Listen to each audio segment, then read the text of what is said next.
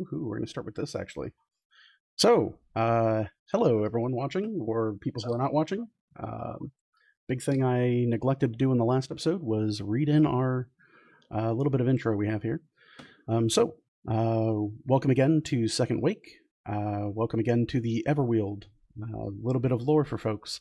In the first wake were birthed the Realm Weavers. 3 souls they were, bound by blood and their fortune, to sprout forth pillars and lift their children to the sky. 3 they were in blood, but not in fate. Whereas this blood ran cold and the children's fortune fell, all the world would be left to they who held the last pillar. Then autumn came to waste under shadow of war, and the Realm Weavers found desolation to give their children. When the 6 sorrowful hands cast each other into the deep, the second wake's children would inhabit that lonely pillar. Welcome to D&D tonight. So, simple as simple does. Welcome everybody. For everyone who is tuning in, welcome to the second wake. This time I did click the record button to begin, so that's a good start for what we got going on here. For everyone coming in and still kind of filing in, sorry for the lateness. Streamlabs OBS just said, nah, not today. We're not having it. If you experience any audio issues, anything of that sort, I had to, in about 10 minutes, reconfigure my cache and all my settings and all that other fun stuff, so forgive me if anything is just the worst. If you turn it in and you're like, man, this quality went way down, it's all my fault. That's how it is. Let's see if that works there. Can we do it? Yeah, there we go. We did it. We did the thing. We're going to slide that over.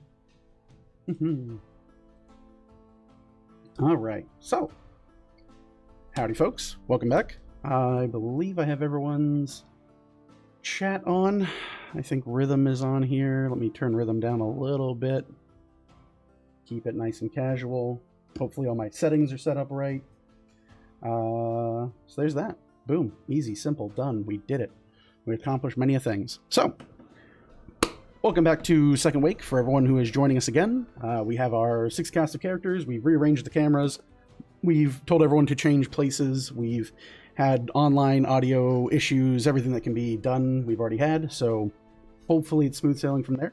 I again am JDP, aka Kareem Zamir. I'll be your DM, host with the most, and otherwise annoying guy you'll probably hear the voice of predominantly in this broadcast. I will be joined, as always, by these lovely 6 people, these nice little human beings who decided, yeah, sure, let's have Kareem run a D&D campaign. That seems like a no stress involved thing, and little do they know. This week we have Bucky finally joining us with his face. I should do it's this way, right? So if I do this, and it's that, and it's this, and it's this. So yeah, we finally have all 6 cameras going on.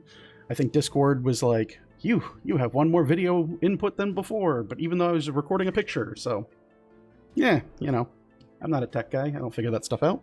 Hopefully audio is a little bit better. I was having like a OCD about my Lisp last week, so in the recording back to it, I was listening in, and I'm like, God, I sound like an amateur. I sound terrible. So, you know, be that as it may.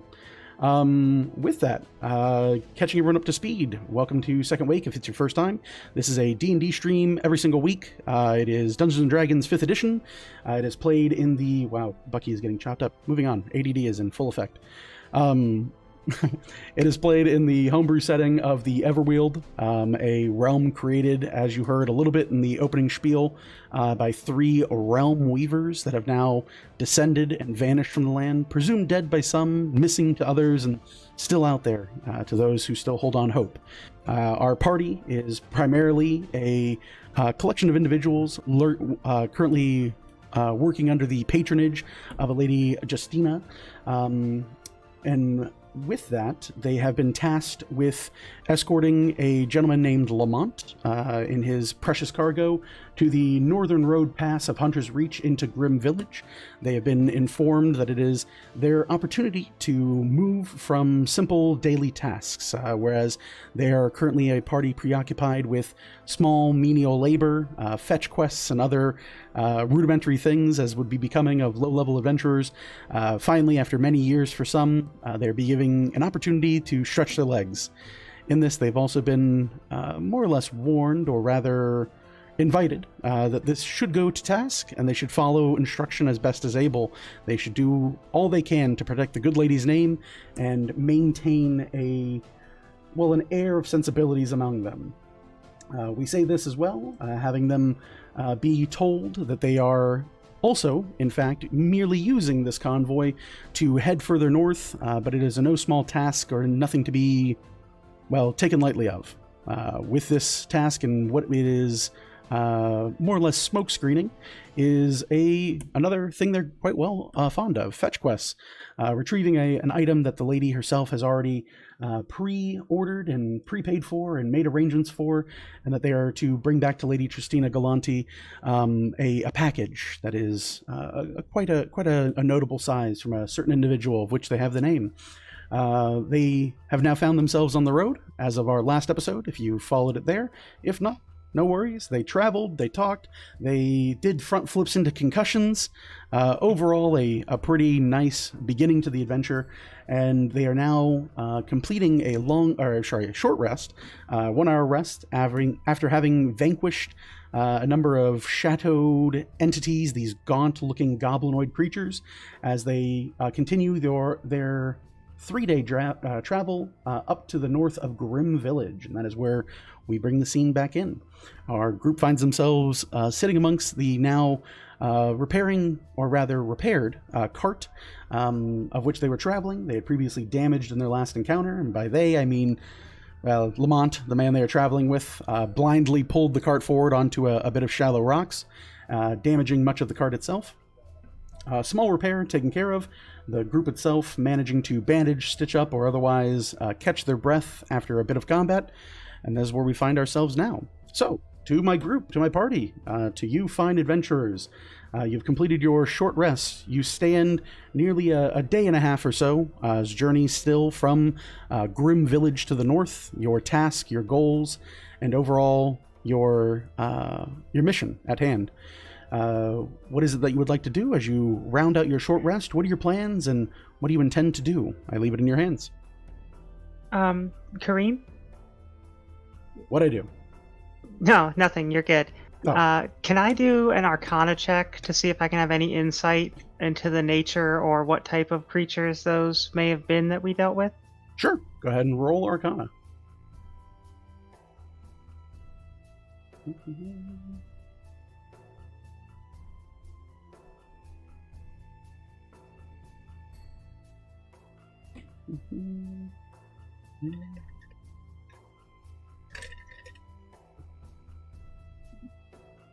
Oh, 13. 13, all right. In your opinion, they are clearly some type of touched or otherwise changed goblinoid creatures. They fit the bill for being short, pale green, and crazy or weird. With a 13, you don't know too much past that, but you sense they have a connection to some sort of darkness at the very least. Perhaps either whether it be a patron or some otherworldly force that empowers them, or perhaps something they've had an encounter with that has imprinted upon them. But without a body to dissect or a individual to look over and question, that is kind of the end of your academic knowledge on the subject. Right, so basically Orville's family got it. They're just his distant, long lost ex-cousins. Family tree's big enough, wouldn't surprise me. Yeah, it's like a wonderful little goblin bush. They're really deep in the bush. They don't get a lot of tans. They have mastered the art of the blind front flip though. So I mean, clearly they have one up on Orville. All the best to him and all of his future endeavors. All right. So for the rest of you, is there anything you guys want to accomplish here while you've still made a small camp? Anything you wanted to discuss in character or in person, or any plans that you want to explore at this point? I want to go ahead and visit Lamont. Where is he at? He's still on the cart? Yep. Having just finished repairs to the front right wheel of the cart, of the wagon itself, he kind of brushes a bit of sweat from the front of his brow, looks it over, kind of gives it a strong knocking with the side of his fist, and kind of gives himself a nod as you approach. He turns and looks. He can hear the rattling of your chainmail. And he kind of looks up to you and goes, "Ah, yes, good sir. Mr. Honeycutt, I must say, again, I am thrilled by your actions. From what I could see, you are a champion to your name, and the strongest sword arm I could have paid for." Thank you there, Lamont. I do appreciate that. I did want to discuss something again, and not to harp on the same subject, but thought about it, kind of rested on it some more, and so here's what I'm figuring. I think you owe us a little bit more information than you've given. And I know, again, we've already discussed it, but I think at the very least we need to know, as a soldier, I don't go into a situation without knowing everything that's going on. And I need something. You got to give me something, Lamont. I don't want to have a difficult discussion with the group here. I want to help you out, but you got to give me something here. I'm not quite sure that I am picking up on what you're laying the foundation of, my good friend. I have given quite a bit to your patron. The Lady Galanti herself has put a price for your services, a price for you and your group to accompany me to Grim Village, to which I am expecting a safe passage. These things happen. You have to understand. It is not my first time being at the end of. Well, it is my first time being at the end of some dark magic. I'll give you that. But not my first time being at the end of a sword, I'll tell you this. In my line of work, especially traveling and procuring a number of things, it is in our duty to expect some unforeseen complications, and that is the main reason why I am, again, boasting to your quality, my good sir. Truly, I could not have paid for better guards to ensure my safety to Grim Village. All right, you ain't got to butter me up. You just make it so easy, good sir. All right, if you ain't gonna give me nothing, I suppose I'll just leave you be. Is cart? I assume the cart's all fixed up now and we're ready to go. Yes, the wheel is in perfect shape, and truly, Mr. Honeycutt, I mean no offense. I mean not to besmirch your good nature, and I do understand. I think a bit of what you're coming from. You don't want to leave empty-handed without anything, so between you and I, he reaches into his bag, and he produces a silver coin. He goes, this is for you, sir. And he reaches it out to your hand and kind of pushes it into your palm. And he goes, just don't let the others know that I fancy your ability to keep me safe. Oh, thank you. And this one's for driving us. I'm gonna take the same silver coin and put it into his hand. That one's for driving us. You know, thanks. Don't let the others know that I did that. I will. He kind of looks at the coin in his open palm. He goes, I will. Pushes it between his thumb and index finger. I'll keep that between you and I, and truly we can be shared in this silver. And he goes and tucks it into his pocket. All right, I'll gather the troops, I suppose. Very well. Muster the forces. Prepare them for battle. Circle the... Well, we only have the one cart, but do the things. Yes. Thank you. All right, I'll walk back to the group. All right. You guys watch as Colt rejoins your group. Floor is yours. You tell me what you want to do. I think we should probably keep moving now that we've got the cart fixed. Yeah, we've got stuff to do, places to be, honestly. Let's just go ahead and get going, y'all.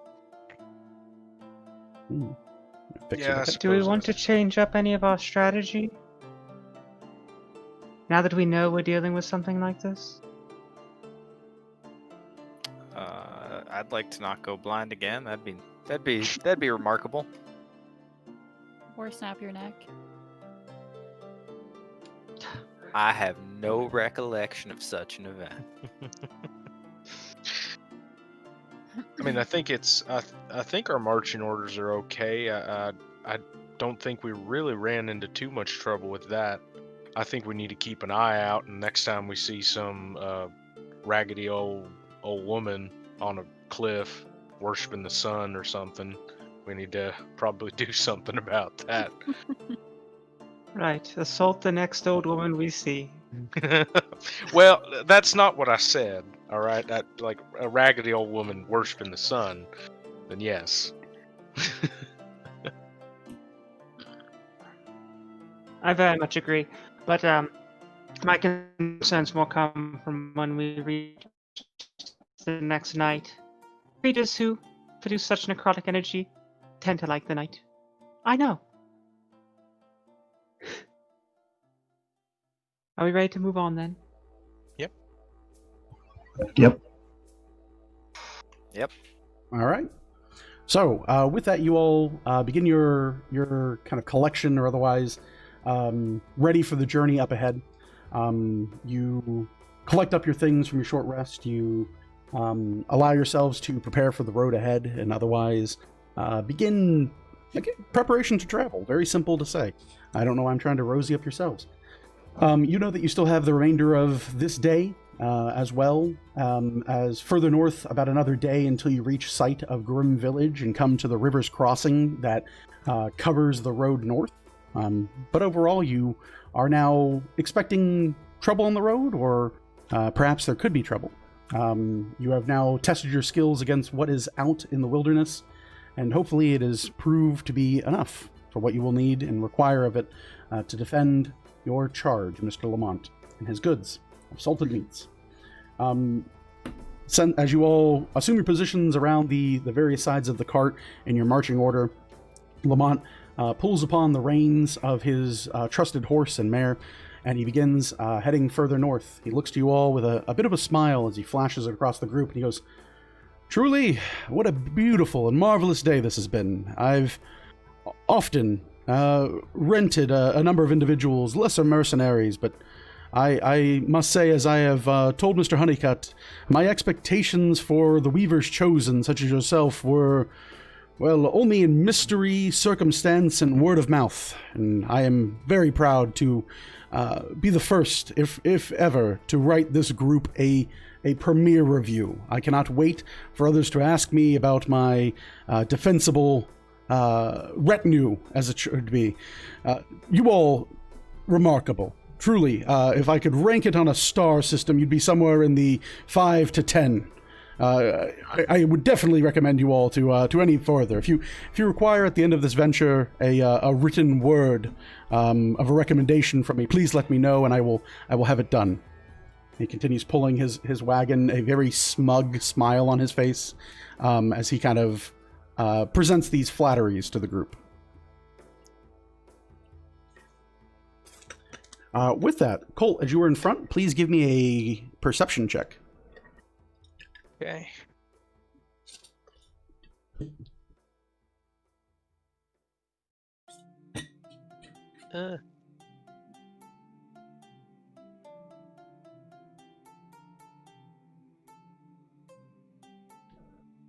Damn it.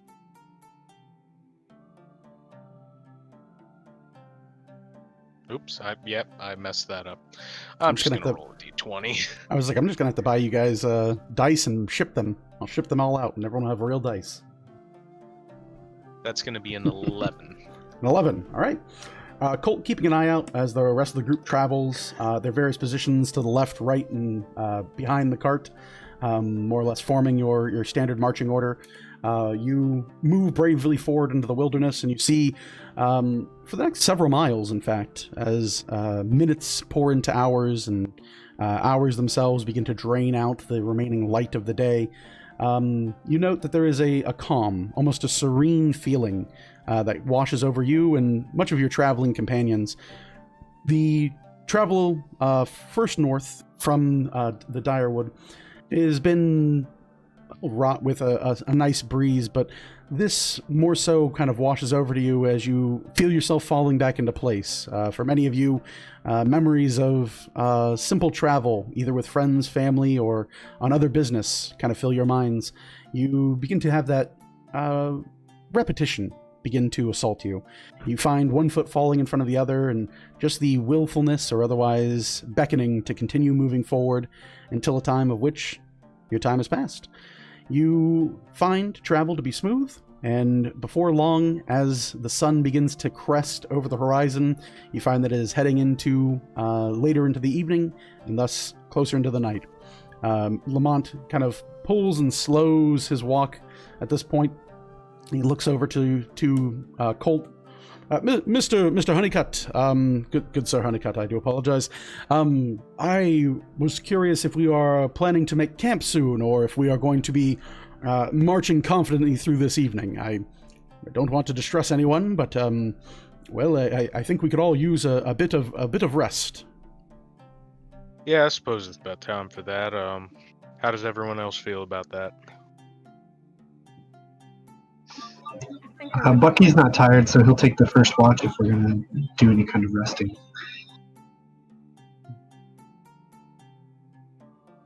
Everybody else okay with that? I'm good suppose with the not. rest. Yes, sir. Let's not Go go find a upset nice rock to ourselves. sit on. Yeah, I guess we'll make rest here. Does the area look like a suitable, like the side of the road look like a suitable spot for resting, or anything obstructing us? As you look around where you're currently standing, where you're kind of at this point moving from a brisk walk into like a slow kind of crawl, kind of that uncommittal stance of like, we're not stopping here yet, we're still continuing a little bit. Oh, okay. It's kind of just you've gone to like full pace to half pace. It's the same thing you have when you're in like a hiking trail where you're like, oh, there's a rest spot up ahead, but we can stop here, and trees or whatever. As you look around the area, you kind of canvass the surrounding lands. You see that it is kind of an open planed area. To your left, you do see a collection of small foliage, some bits and collections of trees. If whoever wants to, for the group, if you would like to make an investigation check, you can search the area and kind of see what you might find for acceptable stopping areas, I should say, rest areas. I mean, I could. Yeah, go for it. Morgan. 8. 8? Okay. So you spend a few minutes not fully bringing the group to a stop, and you kind of dart up ahead using your roguish agility. You scout a little bit further than where Colt is currently walking. You pick up speed and kind of search the area as best you can. Over the course of about half an hour, you don't come into cross of anything too small off the road. However, you do view a number of chopped and chiseled logs that seem up ahead to the northeast. By your assumption, this would probably be a formal rest stop that might serve you a bit well for you and your group. What do you guys think? Seems fine as long as you think it's okay. Looks to be all right for now.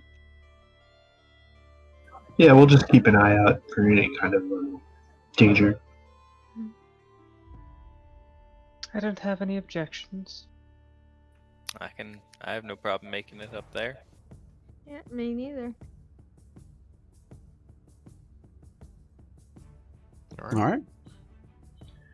All right, so you all head further up to the northeast. In doing so, you come into view of what was described to you by your roguish confidant, Morgan. You come into view of this large collection of both logs and various types of camping equipment. It looks as if this has been a regular stop for many people at the halfway point. As you enter into the area, let me see here. As we pull them up.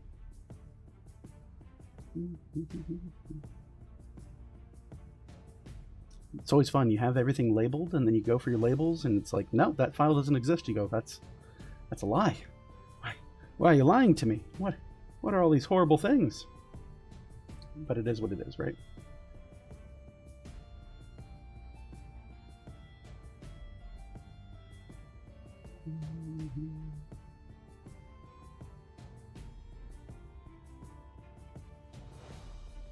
All right. So, as you come up to this small kind of camping area, you do see that while this has been well used and well traveled, there is a current individual who sits kind of collected among the forestry and campsites. This individual here. You see them. They are a ragged, well-tanned individual, tattoos across their right arm. They have a number of small armaments about them, a large head wrap and kind of ragged, well-worn hair. As you approach, you do see them reach and kind of pull for one of their weapons and kind of looks to you all and sees how well-armed you are and then relaxes a bit towards the ground. You hear them kind of call out to you and say, "You don't seem to be any sort of marauders or bandits, I hope." No, not anything of the kind, sir. We're just passing through, trying to find an area to rest. Well, he looks to the left and looks to the right. If you're looking for an area, I do suppose there isn't more than enough room for all of us, provided everyone keeps their hands to themselves and minds their manners.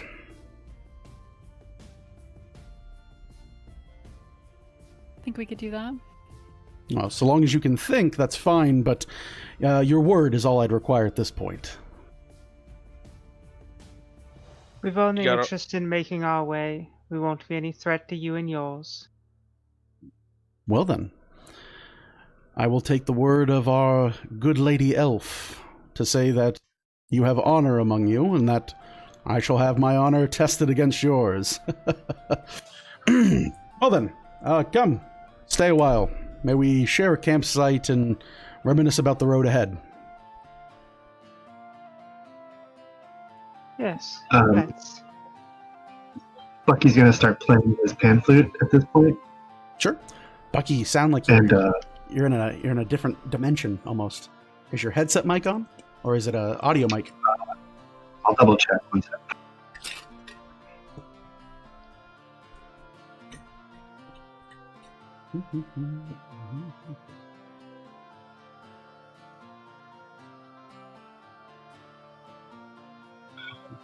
Yeah, it's the right mic. Unfortunately, that's all I got right now. All right, no worries then. So yeah, you pull your pan flute out, you begin to play upon it. Much as before, from earlier in the day, you've managed to find the keys at this point.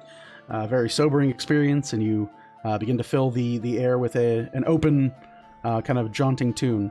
The rest of you, I believe, begin to file into this would-be rest surrounding the individual himself, and kind of setting up your cart around various parts of the campsite.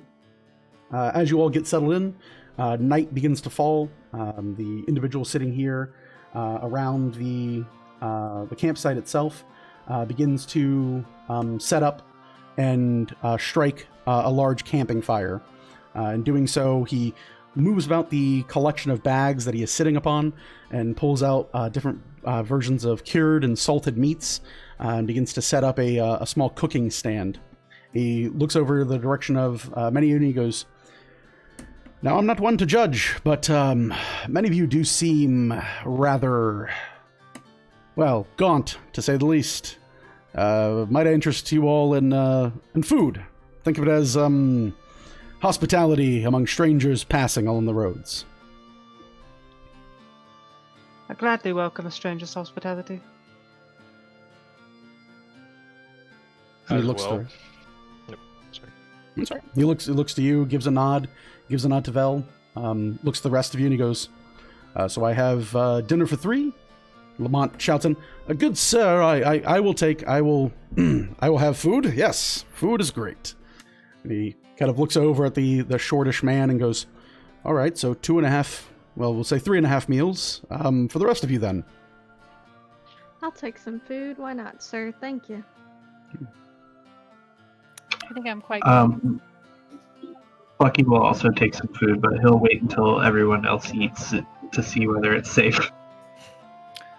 You count me in for a half portion, sir.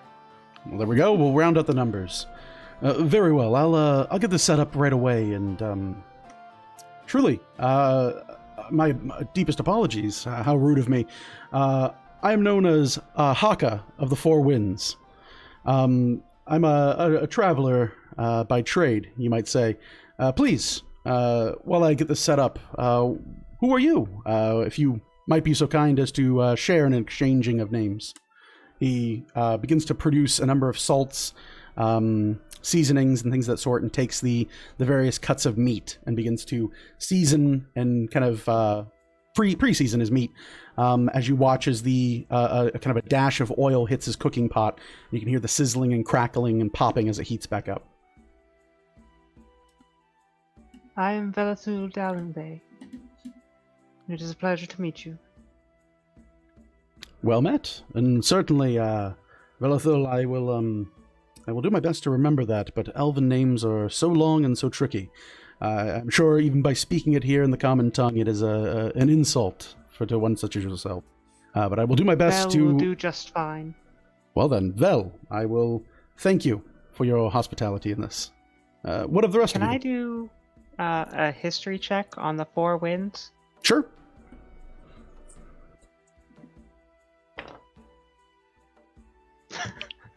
That's an 8. An 8. That beats a 5. You know that many people who utilize the 4 winds as their kind of name are people that have more or less adapted or accepted the commonality. Oh, that's a word. Why do I write these things? The commonality of a trader or wanderer. It's many of the same things you'd find in other societies, like wandering samurai were called ronin back in the day. Such is kind of the same here. If anyone ever says, I'm so-and-so of the 4 winds, it's legitimately common speak for, this is my name, and I'm a traveler who wanders the world. Cool. So he turns the rest of you, awaits for further introductions. Name's Colt Bucky will Honeycutt. introduce himself as. Oh, Sorry, go ahead. Colt first, then we'll go Bucky.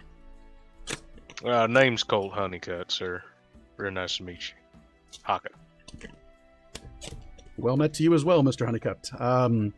Tell me, in your station here, so very rare to find, how to say this adequately, one of your ilk to be traveling with. Well, I see an ally of yours with you, but so very rare to see your kind and others of different walks of life to be traveling together. I'm sure you have many a story to tell.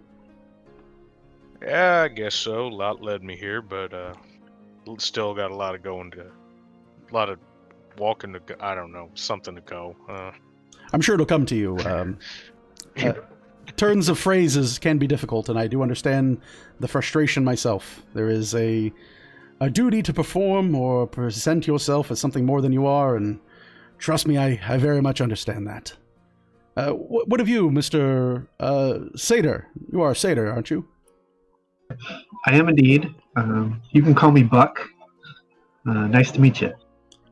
Nice to meet you as well, Buck. Again, what an eclectic mix. Yes, Satyr traveling with a well-armored individual and an elven woman among the rest of this mix. Surely there must be something you carry with you that has ventured you so far, as from the I'm sensing in your accent a deep southern connection. Perhaps. Very well then. And as far as what I carry with me, that's my own business. Of course, I meant not to pry, but only to enlighten myself to, or rather, enlighten us all to a bit of insight that I can pick up upon. It's rather simple. We are Weaver's Chosen, and we are on our assignment right now. Oh, Weaver's Chosen. Truly champions of what this world has become here in our second wake. For the rest of you, please, sit upon and stay. As I begin cooking here, I would love to hear of you and who you are.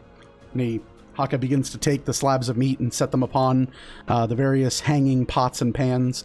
You can see him pouring a small collection from a wineskin that seems to be kind of a very pale white liquid. You can smell it immediately as kind of like a small bit of milk as he pours that in and begins to blend it in with, again, kind of a roasting smell. He begins to seem to be making a bit of a stock to work off of. And he looks to the remaining three of you yet to introduce themselves. And he kind of eagerly awaits to hear you. Well, back home they call me Big Or. Best damn pair of hands at 5 separate bars. Nice to meet you, Haka. You said or, and you're the best set of hands. Okay. Yes, Well, that's quite the accomplishment if I've ever heard it. Tell you or, you only rounded out our numbers here, but I can see kind of marred across your skin a number of, well, tall tales and eccentricities that befall yourself. Tell me, my friend, are you a fan or perhaps a trained practitioner of the mighty headbutt? And he kind of brings his head forward, seeming to almost try to give insight to the fact that he can kind of get a read on people. As he says this, he kind of like boasts that, like, how powerful you are. How tall is this fella? How tall is he? Yeah. He like is brings his head forward. currently sitting. As you look him over, are you trained in insight or perception? I am trained in insight. Trained in insight. As you kind of look over the area and kind of look over him, you get a sense that he's probably about 5'11", 6 foot tall, somewhere in that neighborhood. All right, so he's got a little bit of height on me. Can I try and meet him forehead to forehead for the headbutt? Sure, you want to like walk up to him and like tap his forehead, or actually go for a headbutt? Yeah, no, just tap his forehead. Yeah, sure. You walk up, you see him tense, and then you kind of slowly make a move closer to him and bring your head in and go and tap foreheads. He kind of just like, you can see the rest of you see he's a little uncomfortable by this, but doesn't want to appear rude to a guest. So he kind of just goes, oh, okay, yes, we're doing this. Okay. He waits, and you guys tap foreheads. Is there anything else you do? No, I'm just gonna go back to my seat. He goes, yes, and he rubs the spot where your forehead's touched, and kind of like thinks to himself. He goes, thank you as well. And for our remaining two, truly, they say save the best for last, but we have two of you. So, who is the best and who is last? You can just call me Moore.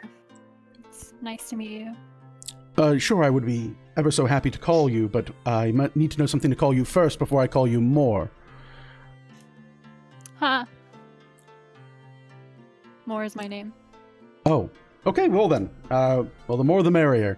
And finally, to yourself, young lady. Sir, I'm JJ, sir. JJ. Yes, sir. Sure. Okay. Well, JJ, pleasure to meet your acquaintance, both you and Moore and Orr and Buck and Colt and Vel. And he goes, yes, I think I've mastered there. At this point, as you guys are kind of like making small talk, you see Lamont kind of walk over after kind of settling the horse and getting it set up just to kind of have its own space for the night. He walks over and he goes, and I, good sir, am Lamont. I am the hirer of these fine weavers chosen. Truly, you are in for a treat. Whereas you are paying but a paltry sum of a meal, you are being given the greatest protection that the Direwood will probably ever know. And you see Haka at this point kind of look over at Lamont, and his vision kind of slowly moves to each of you as if he has the expression of like, is this guy fucking for real? And as you guys, he kind of gets a small read on your guys' is kind of going, yeah, okay, this is this guy. He goes, well met, Mr. Lamont. Truly, sit yourself and perhaps we can, well, share in a wonderful meal. And Lamont plants himself down kind of roughly, still wearing his traveling outfit. Has more or less brought his tent off of the cart, but hasn't begun sitting it up, seeming to be more excited for food at this point. As you all begin to settle in, Haka continues cooking for his meal and looks to the group and says, so, You're traveling from Direwood as Weaver's Chosen. Heading north, I assume, what, Grim Village or further still?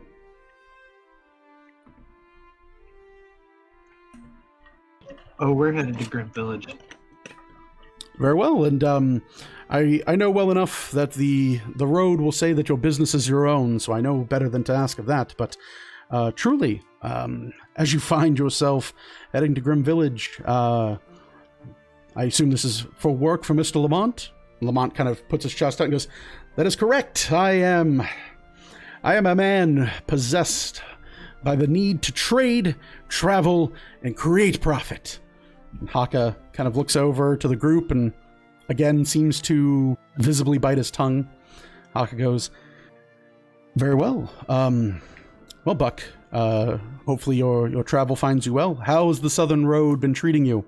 I intend, once the light crests over, to head that direction myself. I have some business further south from Direwood, but it'll be a good stopping point at this juncture. Have you encountered any problems along the road?" Yeah, we ran into some creatures that seemed to worship the sun, and they were trying to take a toll from us or something, but they weren't very nice. We had to kill them. Oh.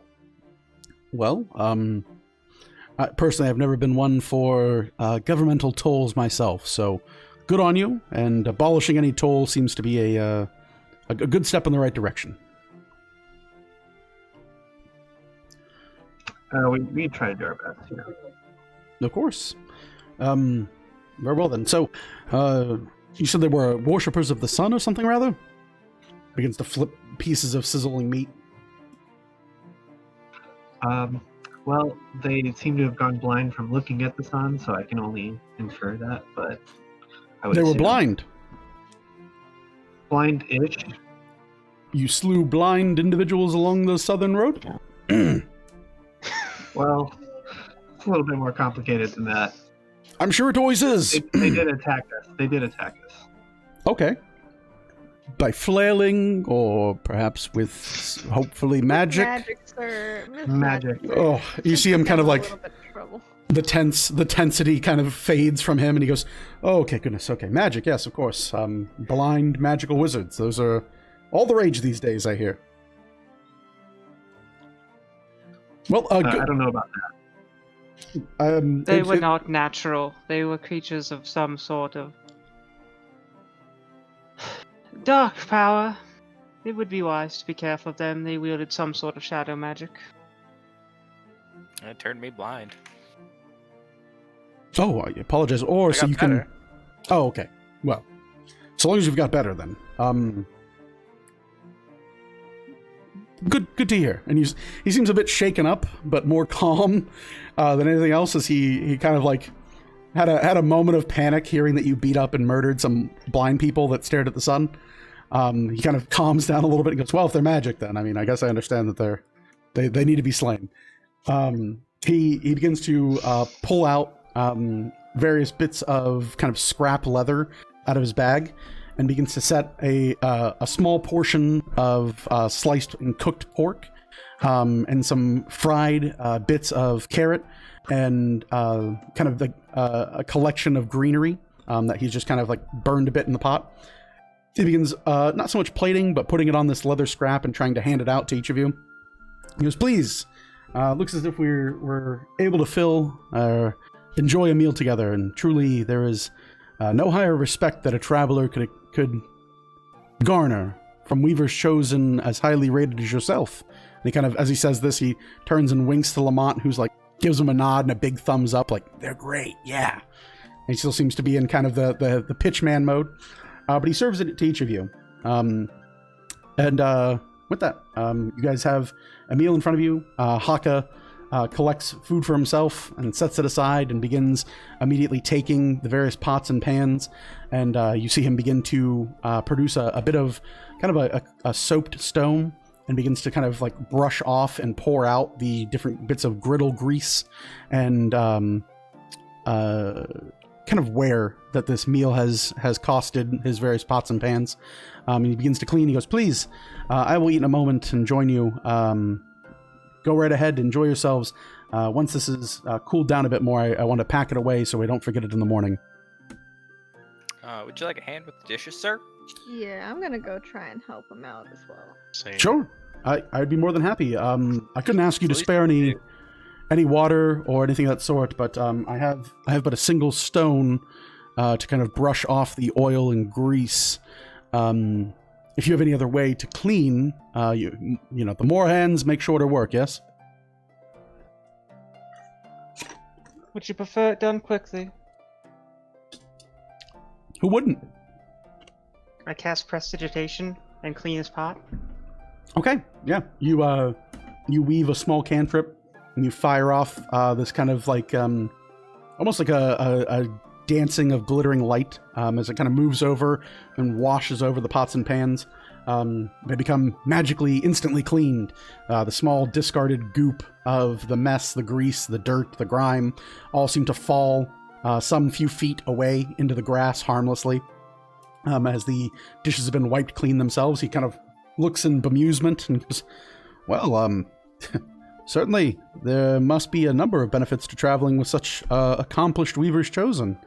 I did think you were overhyping them a bit, Mr. Lamont, but results speak for themselves. Lamont kind of looks over, already biting into a piece of pork. And goes, I told you, they're fantastic. Oh my God. He snaps up a piece of rendered fat and goes, yes, they're truly tremendous, truly tremendous. And he digs around his pack and he uncorks a bit of water from his wineskin and begins to partake and kind of quench his thirst. He looks at the rest of you, and Haka takes his meal and begins to kind of cut up and goes, very well then. Thank you all for allowing me to cook for each and every one of you. And if Mr. Lamont is to be believed, I am in your care for the evening. I thank you so much. And he takes a big hefty bite of some steamed and kind of grilled up carrot. Here. Yep. Much appreciated. Of course. Now Cool. So for everyone who is eating, let's see here. Poison. So poison. He got you. All poison. No, that's the worst. I hate that crap. For all of you who are eating, you all gain 2 temporary hit points from this bit of a gourmand meal. Nice. Nice. Can't say the other part of that joke. I would hope not.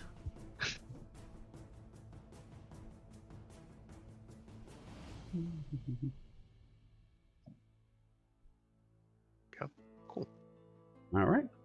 So as you guys are settling in for the evening, you do note Haka kind of finishes the meal, looks to you all, and there's a bit of a silence that comes off of it. He looks across you all, and you can very much sense that he is waiting for someone to strike up conversation or something of that sort. He doesn't seem to be the type to want to lead so much and feel overbearing at a campsite. Bucky's gonna ask him what the weirdest thing he's ever seen is. The weirdest thing I have ever seen. Well, I do suppose, Mr. Buck, that is going to come down to what you define as weird. I haven't slain any blind old wizards lately, so I'm afraid you have me bested there. What might fall into the realm that? On the road or in town? Bit of a vague definition. Oh, you know, in your life, it's a campfire. We gotta talk about, share our stories. What kind of weird shit have you seen out there on the road? Ooh, any number of weird shit I've seen on the road. Kind of thinks it over a bit. He goes, well, it's hard to say truly what is defined as weird, but not too many nights ago, as I was passing through the northern reaches, I did come across a steaming corpse of some mighty bear that had been felled in the snow. I honestly had never known that. For quite some time, apparently, the warmth of a body can often be warm enough to create a vent of steam buried under the snow. It frightened me a bit, and I will admit to you, as what was taking place was a bit alarming. Once the snow cleared and the visage of this bear was revealed to me, I felt a bit foolish for being so frightened. But in recent memory, that's kind of where I'm at. Truly nothing as grandiose as Weaver's Chosen, I'm sure. But as they say to many folks, it is what it is. Bucky says, I feel you. I've seen my fair share of steaming bear carcasses in my life. Really, your fair share. Indeed. Is that more than one? Yes, in fact, quite a few. Well, then, more than one carcass. Yeah, I would say if that defines what our fair share is, I think I'm under share at this point.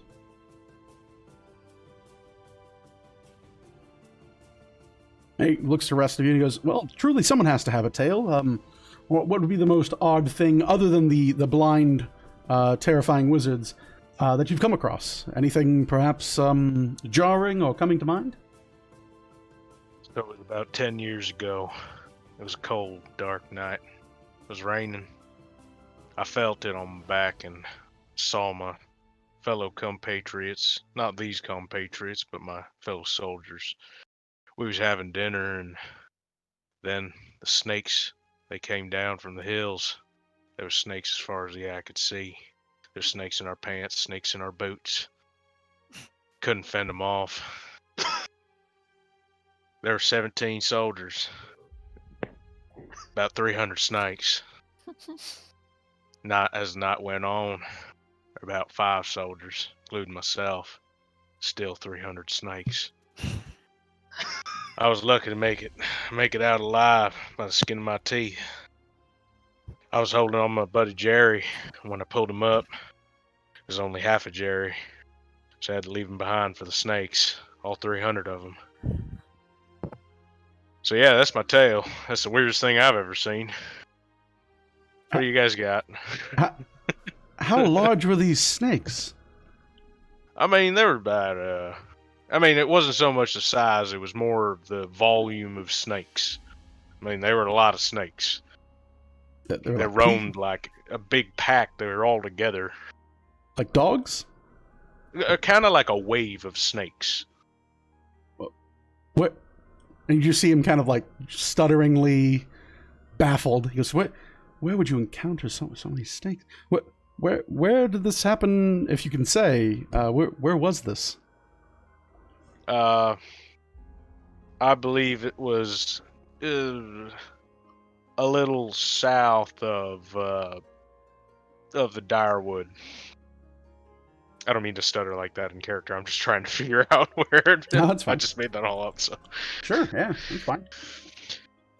So yeah, as you kind of say this to him, he kind of looks you over curiously, trying to almost guess if it's bullshit or if it's real.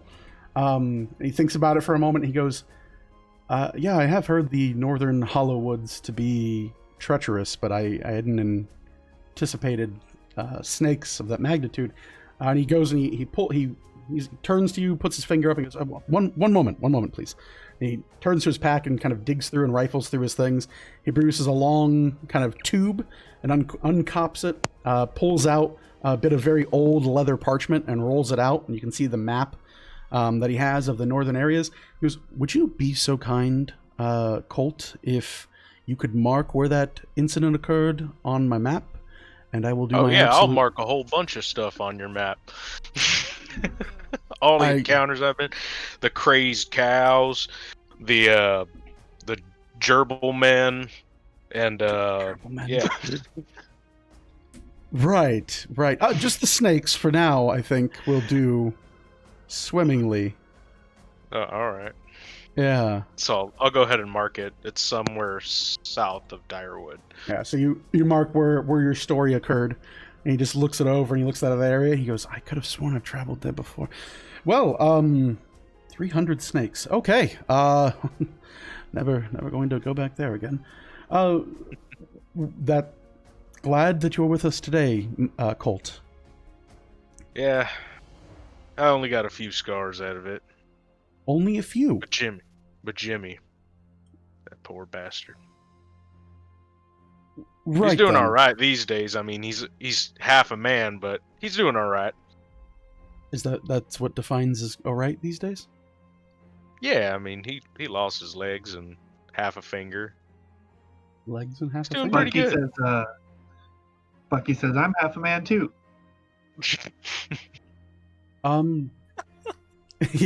Like again, you have like Hawkins just like, yeah, I guess, kind of the same thing. On a lighter note, how is Direwood these days? He's like, it seems like trying to change the subject, not to get another scary story from Weaver's Chosen. I would say it's doing all right. But to be honest, Mr. Hawkesser, is there anything about you, perhaps, about like what your travels are, or what your business is? If I could ask, sir, are you a trader or anything fun like that? Well, to be so forward, I'm what you might call a handyman of sorts. I've made my trade time and again, in primarily dealing with a number of incidences that come across me. While nothing as fanciful or bold as a Weaver's Chosen like you all, I do find work here and there. At current, I'm more or less looking for occupation, trying to find, like any of us, truly, trying to find my own place in this world. It's so difficult to say what makes the world what it is in these trying times, and often just finding employment and enough coin to make ends meet is its own reward in a sense. It's its own adventure. Never knowing where your next meal is going to come from, but being happy to do so. Most recently, I did a bit of herding far to the north. I worked with a very small family that was based out of the eastern edges of Riska, and was able to just maintain their farmlands while the family was away visiting their relatives. So it was hard but easy work if you, I guess, have an intimidating presence to sheep. That's fair, sir. Did you say you're coming from the north and heading south towards Direwood, or? Yeah, that is actually my goal right now. I've been traveling through the White Wilds now for some time, and after crossing through the area of Bonebreaker's Leap, I very much desire warmer climates. Grim Village itself is still beset by some partial snowfall, and it begins to edge further and further closer to the cold winds of fall, as they tend to arrive rather rapidly. So, as is my calling, I try to head to Direwood, and then if I can, well, it depends on if Fort Ebony is open this time of year or not. I hope to catch them before they close the southern passes. But provided I can, I'm hoping that by this time for the beginning and renewal of the year, I can spend my days in Silverhearth and maybe work under one of the lesser noble families there, or perhaps pick up a smaller trade. Seems like you live a nice, well-traveled life, sir. Truly it is the spice and the blessings of life, at least I feel it, that you really, well, you take on to Quentin's teachings, and through those teachings you find the freedom to do what you wish in life.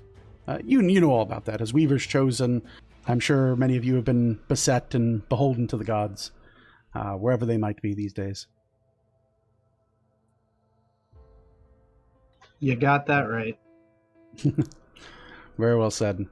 But surely I probably bore you with my own days.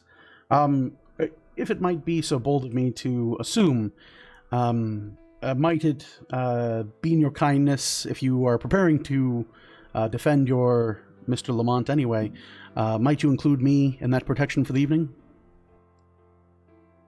Of course. Well, quite certainly, sir. Yes, sir. Absolutely, especially after that meal. I do appreciate it. It is, well, it's something I've learned in my experience now, that the cost of a good night's rest is one that is something very difficult to pay for in coin alone. and the peace of mind and being able to rest so soundly is not one often found on the road. So truly you have my thanks, and truly I hope the meal was much worth your protection and your ability for ones as highly recommended as yourselves. Lamont kind of smiles and looks to the rest of you guys like, yes, they're quite good indeed.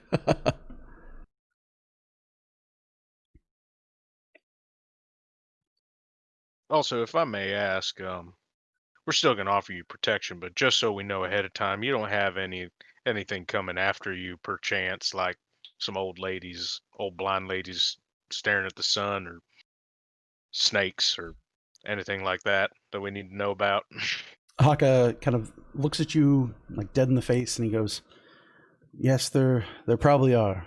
Tell you the truth, there are probably any number of wild women chasing after me. After my recent leave of Grim Village and their local tavern, I think I left a number of broken hearts in my wake. So please, if you see any women screaming the name Haka to the tops of their lungs, demanding child support, I never met you, and I am no one you know. And if you could just deal with them as you see fit, I would appreciate it from one man to another. All right, that's understandable. I respect that. Good to have earned the respect of one who is so well equipped as yourself, but thank you.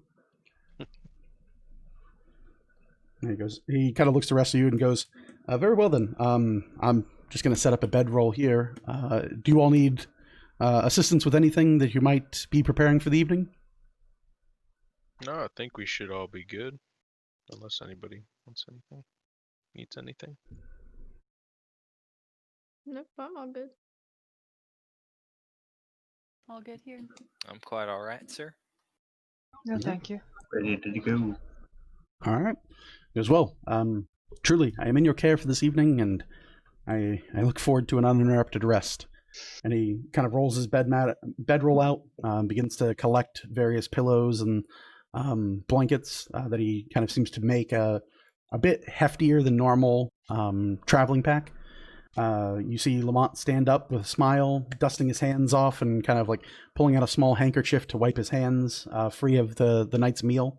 He sets the piece of leather to the side and stands up and begins to set up his tent for the evening.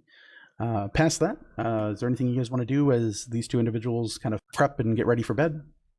So before we start watches, I just kind of want to give a cursory glance, a little perception towards where the shadows would have gone, just to see if anything's watching us from that direction. Sure. Go ahead and give me a perception check. At this point, you're still several miles away from where it was, but go ahead. Yeah, but if anything has followed or is watching now. Oh, sure. 18. 18. You look out into the distance from the south road that you had traveled. As the sun is beginning to set, and now after dinner, you're kind of finding yourself in that bleak, almost twilight of illumination. You do note that you don't see so much any people or persons that seem to be traveling along this area, but you do note that the night in itself, and this kind of bleak, dark amalgamation of what composes the cresting night itself, seems to blink in and out of existence. You note that unlike a natural slow fall, you can see far into the distance kind of puffs and other pockets of blackness. These slowly, as the rays drain away and trace away from the day into night, you can see that there's something that is currently riding the horizon, whether it be large shadows or casting far several miles away. But there is something out there, probably traveling along the southern road. You're not sure if it's people who are beginning to settle up for the evening or what, but as the light begins to kind of fade away from the day, you can see something out there, but you're not quite sure what. I'll point this out to the rest of the group before we start our watches, just so they're aware that there's something.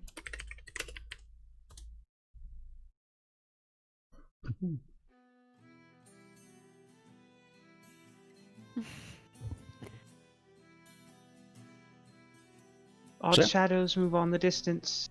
Just keep your eyes open. Can I maybe like roll to see if there's anything like off about him or strange or just concerning about Sure. Haka? Oh, about Haka? Sure. I was like, Lamont? Yeah, of course. He's just a weirdo. Yeah, he's a fucking weirdo. Yeah, you can go ahead and, if you're trained in insight, you can roll insight against him. Can I Otherwise, do perception. yeah, you could do kind of give him a look over him and his gear. Yeah, sure. Go ahead and give me a perception check. 26. 26. Well, rather, let's see here. Let me pull up the old Notarinos. That's what we're gonna have to do here. It's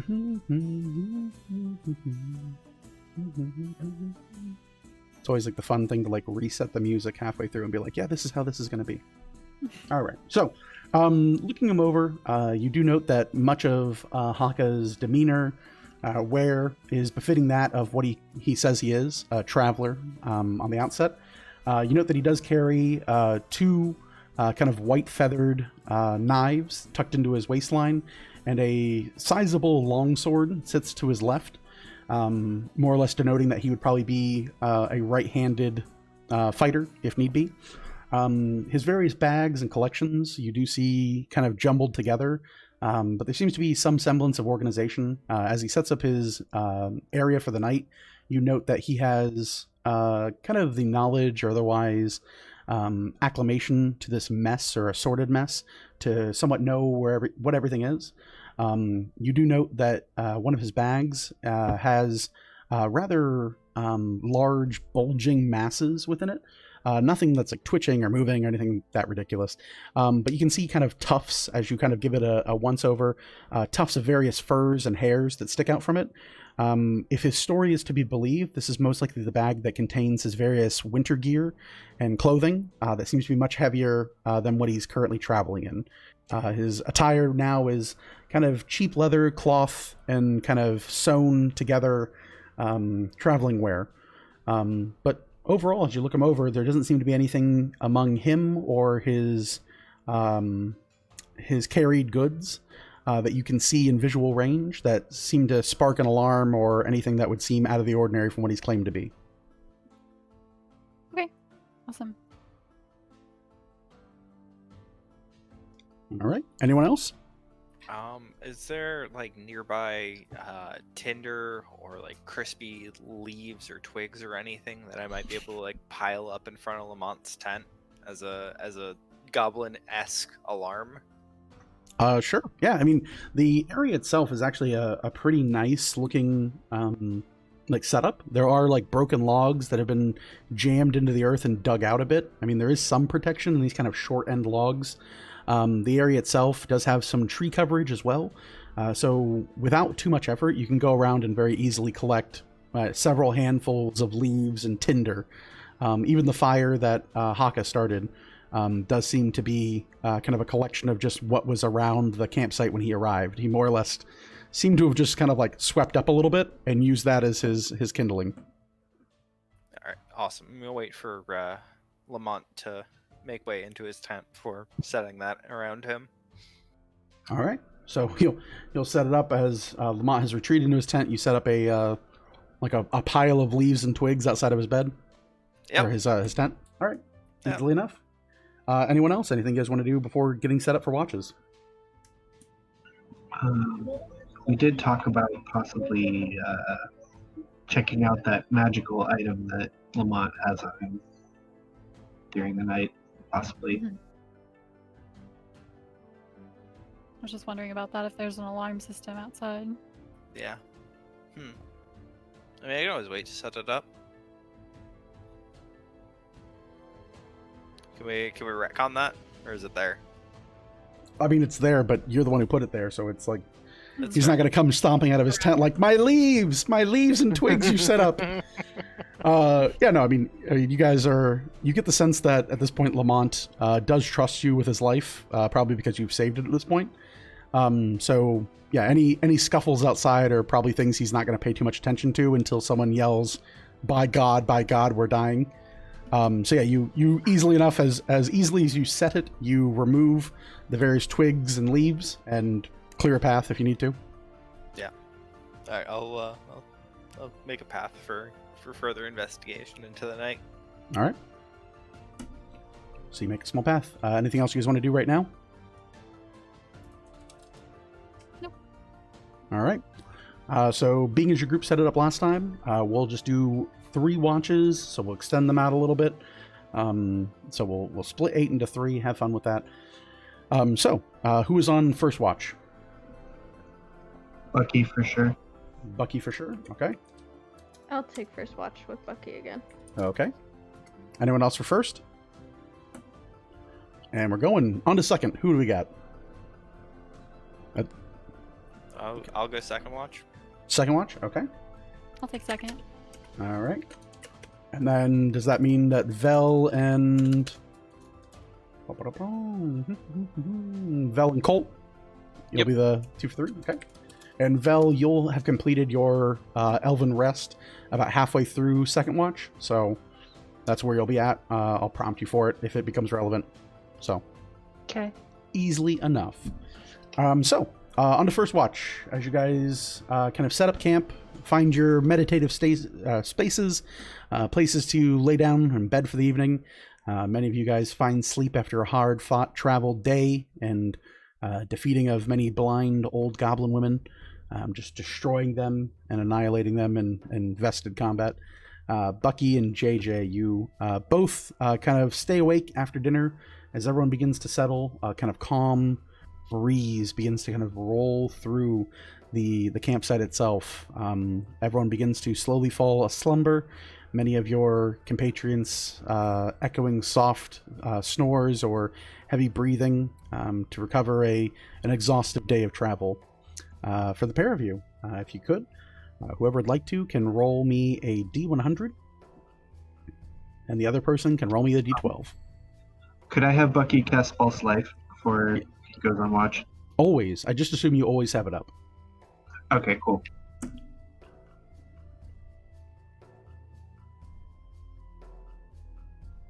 So what do we get? Who wants to roll what?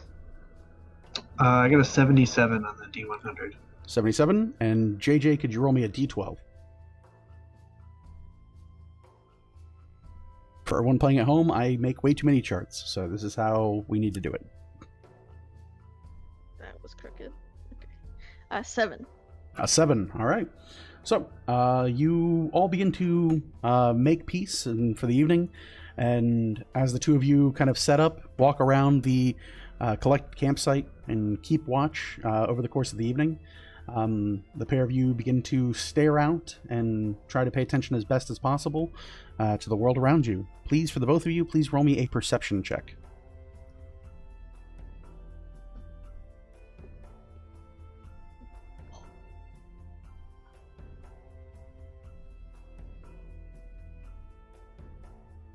Uh, 21. 21? JJ. Okay. Yes. And Bucky? Bucky got a 20. Got a 20? Okay. The pair of you managed to keep a rather, not so much uneventful watch, but an ever available presence to guard and keep safe many of your compatriots and Haka as well. As you do so, you keep watch over the distance. You can hear the screaming and otherwise joining in of a chorus of various nightlife. A number of birds seem to land in the trees nearby and close to your campsite. You can hear their soft chirping and squawking as many of them are settling in for the evening as well. You can see out past the road small wild game that brings much of the area its namesakes kind of collect and otherwise trample across the grounds. For many who are within the hunter's reach itself, these are not uncommon occurrences. You can see the various deer, small game, kind of march and cross the now seemingly empty road that leads north to south in the area. Many of the local wildlife in this reach know that once the sun begins to go down, many of the travelers don't use the road any longer, and it is safe to cross without being too harried or anything of that sort. For the majority of your part of the watch, you don't see anything out of the ordinary that truly catches your gazes. As the sun truly sets and falls behind the world itself, you find darkness envelop your area. Many of you, the pair of you now relying on dark vision alone to kind of guide you into the evening. But being vigilant, you don't seem to note anything out of the ordinary that would spark alarm or concern. Anything you guys want to do while on watch? JJ will help Bucky a little bit with musicality and all that good stuff. Are we doing a formal music lesson, or are we just doing like music theory? Just playing some music. Music theory. Oh, Yeah. well, everyone's asleep, Bucky. So if you want to start playing music, you'll soon find yourself without friends. Yeah. But fair enough. Yeah. The pair of you work in the evening, discussing various notes, techniques, hand placement for woodwinds, things of that nature, and the kind of musicality of being a performer, as the pair of you are, in fact, or in name, the group's performers at this point.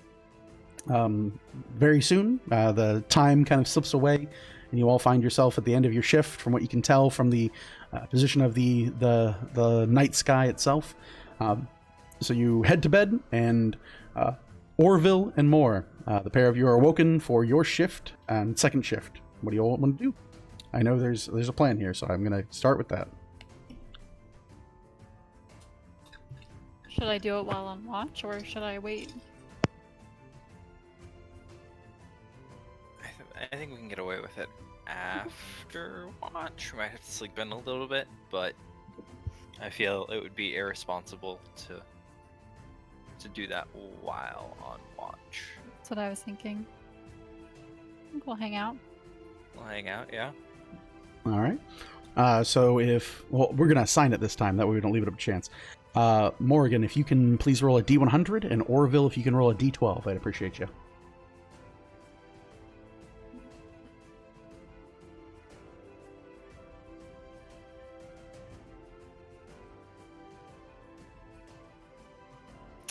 $78. 78, okay. And Orville? And 12 here. 12 there. All right. So, as you all begin to keep watch, the darkness finds you very much in comfortable spirits. The night itself carries with it, much to what Haka alluded to, a chill northern wind that blows southward. You can feel kind of the cold that is slowly beginning to crest over the land itself and create most likely the heft of morning dew by the time the sun will again rise. You all look out into the landscape and begin to keep your watch. Go ahead and roll me a perception check.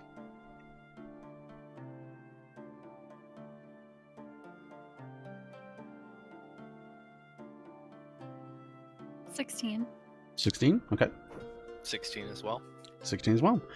Pair of you keep watch, and in doing so, you kind of look over the waning night. As much of the evening is fit in darkness, the lights themselves and the small embers burning still from the cooking fire of Haka provide some warmth to this now collected campsite, to say the least. As you peer your eyes kind of further to the road itself, you both kind of look out and can see just on the very edge of your vision, a collection of small burning embers kind of far off. You'd assume maybe under a mile or so. From what they look like, it does seem to be a number of torches and torchlight, but it seems to be not so much moving as it is being set up and relit. You can see it from your let's see here, your eastern position from where you're currently located on the side of the road. So you can see it directly across from your campsite. Again, about a half a mile or so if the pair of you had to guess. And they're close by, not approaching though? You watch it for the next few minutes, and no, while you see the lights kind of blink into existence and the pair of you kind of view them, you can see them as just kind of distant embers at this point. Lights and telltale signs that there are other people who are either off the road or more than likely setting up a camp for the evening after a day of hunting. As much of this area for the Reach is primarily focused on hunting, excursions and expeditions. This looks, by your guesstimate, to be a collection of hunters themselves that are keeping a watch and ensuring that no wildlife stumble into their camp for the evening. You think we should check that out, or you just want to leave them be? I think let's wait for a little bit. If we see any movement or anything, then All right. All right. So, the pair of you keep eyes out and continue to watch this blossoming campsite. At this point, Vel, you've completed your long rest. So, if you would like, you can be aware to what is going on. If not, you can sleep in or meditate in. It's always a weird thing to phrase that. But the pair of you continue to keep eyes. You do note that Vel is slightly stirring. Is there anything you wish to do, Vel? No, while they're finishing up their watch, I'll just relax and kind of take a look around, make sure everything's still fine. Sure. You give a once over to the campsite itself as the pair of vigilant guard to your area stay alert. There doesn't seem to be anything out of the ordinary from what you can see, just at a cursory glance. Temp HP goes away after that, right? After a long rest, yeah. While Vel's doing the once over, I'll make note of the campsite off Oh, to the east. So you pointed out to her? Yep. All right. So yeah, Vel, you see Orville kind of point out and make motions, soft whispers, like, there's a section of lights out there in the distance. Good to know. So with that, as you all continue your look and reconnaissance of the area, you do note that the lights of the hunting ground from kind of out into the eastern distance, at first it just seems as if there is a bit of flickering, a bit of probably northern winds that seem to catch the lights. I need the pair of you to roll me perception checks.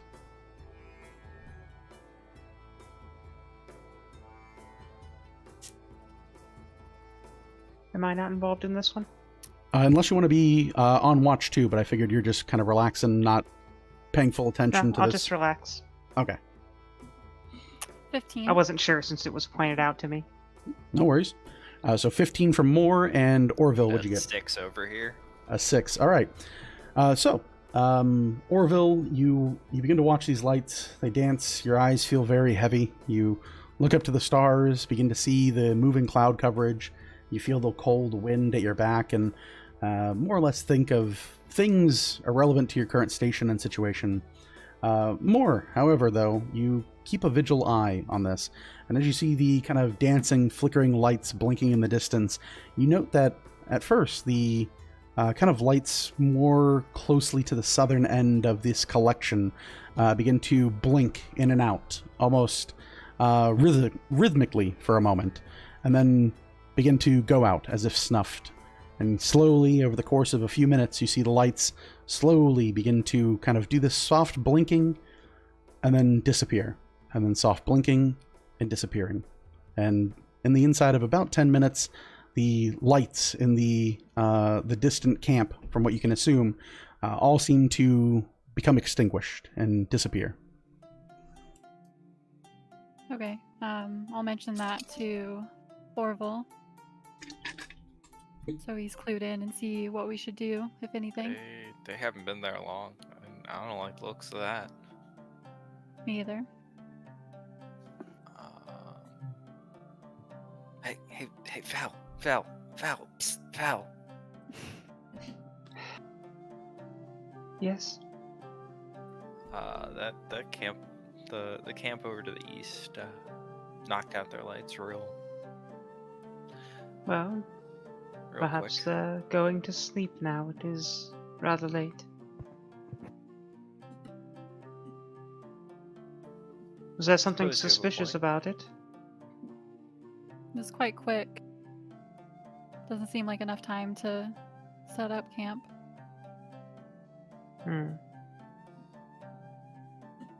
Should I go for a little jog here? See what I can see? Yeah, I think either of us could go. You can go for it if you want. Do a little scouting. All right. I'm gonna start making my way east. Okay. Anyone else going with you, or just yourself? I suppose it'll be just me on the scouting. If I'm not back in reasonable amount of time, plus or minus 5 minutes, come looking for me, I suppose. I'll kind of hang out at the camp and keep an eye out for him. Okay.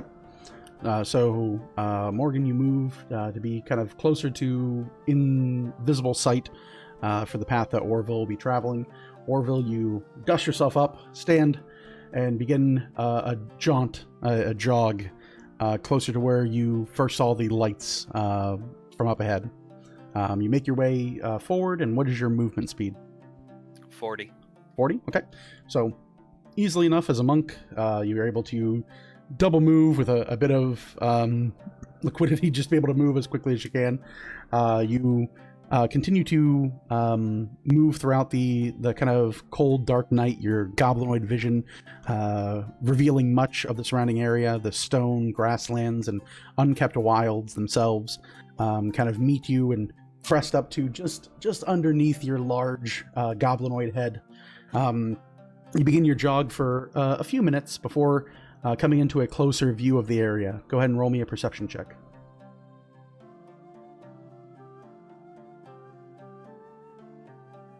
What'd you get? That's nat 1. A nat 1. That's 3 total. Yeah, you manage to jog up. You look over the area. Back to being blind, folks. You look over the area and you squint and kind of go and like narrow your vision as much as you can. You see the makings of a campsite. You can see smoke from a number of like kind of like inlet tiki torches set that are still cool with burning embers. They seem to be out for the most part and otherwise cooling. But as you kind of narrow your vision, you just see the makings of a selection and collection of tents themselves. But past that, you can't really get a good look at this distance. You're at this point probably about 300 or 400 feet away. All right. I suppose I'll continue my approach then. Okay. You just continue walking up. Can I move at like half speed? Yeah, like you were trying to be like slow. quiet, stealthy even. Yeah, go ahead and roll stealth. All right. That's an 11. An 11? Okay. You hunch over. You stand up on your tiptoes. You lean forward. You do everything that every stereotypical person who's trying to be quiet does. You kind of assume the pose of someone holding their shoes, sneaking into the house late after their wife has gone to bed. If Morgan could see the pose you're taking in the grass, she would slap you for being such a terrible stealth. Best she can do. But you begin to move through the brush. Yeah. You move through the brush, you hear the crunching of twigs, the bending of straw reed grass, and you continue to get closer. Go ahead and roll a perception check as you narrow into about the 200 mark from the camp. All right, there we go. That's 19. 19. You get about 200 feet, or a little inside of 200 feet, and you look over the camp, and there's an eerie calmness that kind of washes over it. You can feel winds kind of pulling and pushing from the north itself. And you can hear kind of a soft groaning, almost like a gargling sound that you can hear emanating from the camp. It's not a Happy Times gargling sound, is it? Are you trained in insight? Yes, I am. Okay. You know it's nobody doing mouthwash. It definitely sounds, from your experience, it sounds as if somebody is choking to death. All right. Full sprint into the camp. Okay, you sprint forward into the camp and rush out.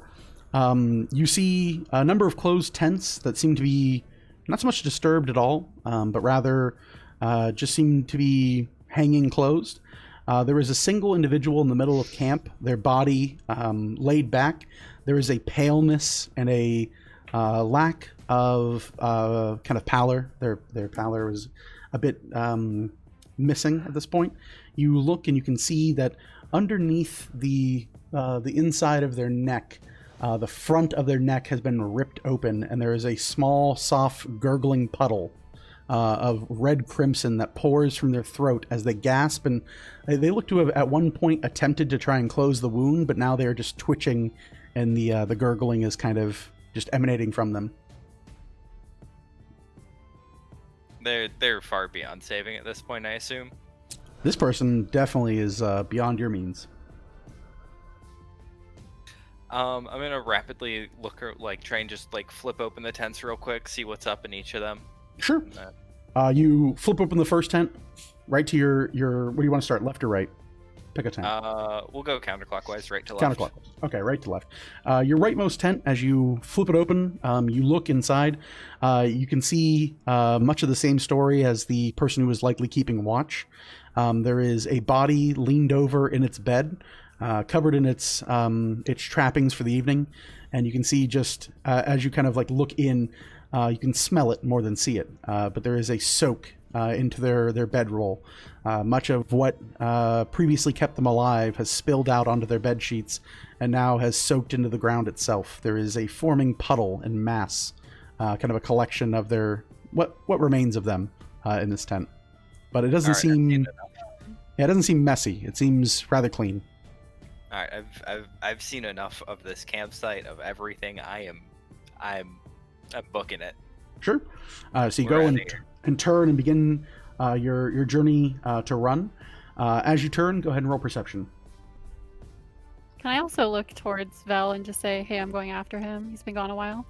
Sure. How long has it been? Because he said a reasonable amount of time. At this point, I'm assuming he's a monk, so he definitely can run a mile a lot quicker than any of us could. So he's probably been gone 3, 4, 5 minutes at this point. He said 5. So. Yeah, 5 minutes. He said give or take 5, a reasonable amount of time. Yeah. It's up to you. So whatever it was reasonable for him to get there, then give or take 5 minutes. Panic sets in for the rogue. We're at a 20 on perception, though. 20 in perception. You turn and look from this campsite, and you turn in the direction to head back towards your own.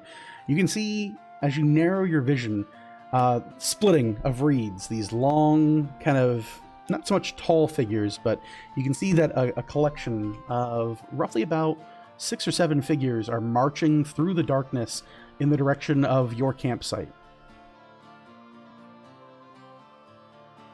Straight from this camp to our campsite? Yes, sir. All right. I would like to try and just run a kind of shallow arc around them and attempt to beat them back. Sure.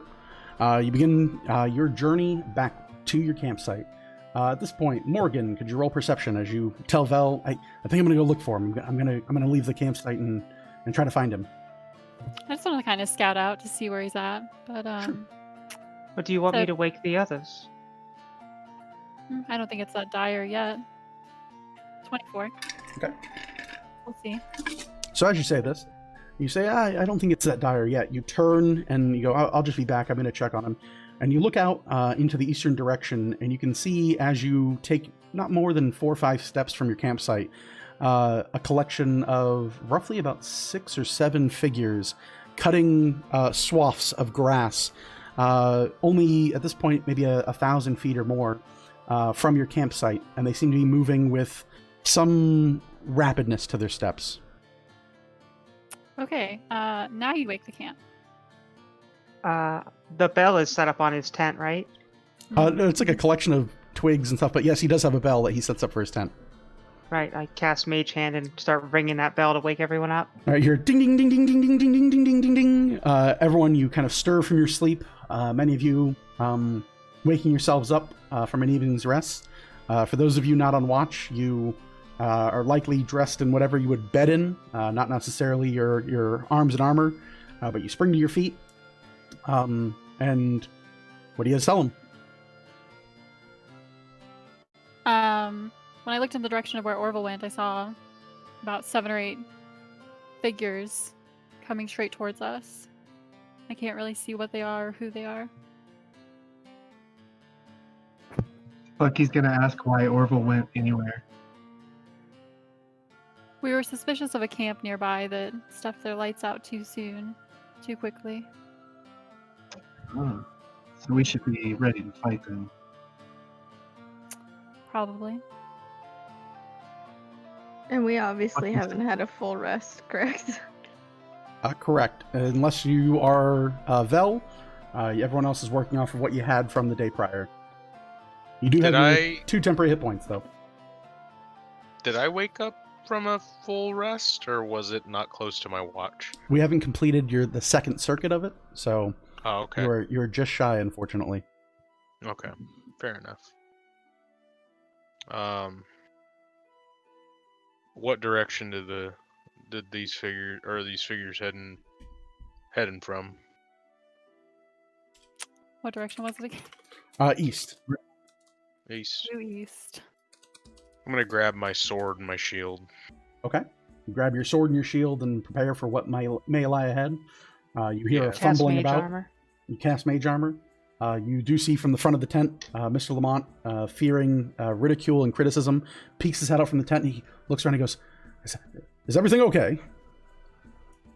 I don't know yet. This might be your fault again. Something is Right. approaching.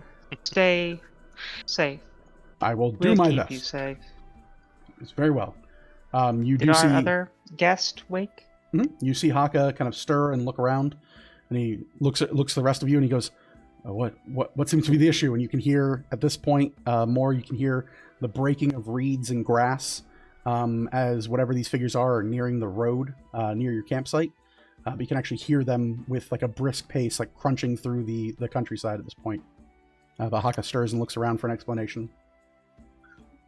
Bucky's gonna kind of like give him like that eyes on kind of signal, and then rush for cover. Something approaches quickly. If you have a weapon, ready it. Right. Yes, yes. And he stands up and kind of dusts himself off in a rush and goes and draws his long sword and draws one of his white quill-tipped daggers, and kind of just like looks around, and you can see Haka, being a human, very much is struggling to see anything in front of him. So he very quickly is like looking around and like trying to see if he can find things around the campsite that he might be able to strike up. But he goes, I'm probably no use to in the dark as it is. I'll rely on you again, my friends. As he says this, you all see Morgan, Orville. You're still cutting through the grasslands, running up and trying to go wide of these creatures. Morgan, you see a collection of these pale, almost colorless and drained cloaks come across the roadside. You can see in the bright light of the stars and moon themselves, the glistening resonance across their faces is that of this pale Icarus green and these bright white pale eyes. They look much like the creatures you encountered earlier in the day from the southern areas. And as they cross over, you can see each of them holding out their right hand and slowly drifting, each foot in front of the other, but seemingly eerily unable to seem as if they're moving. They seem to be mimicking movement more than anything else. At this point, I need everyone to roll me initiative.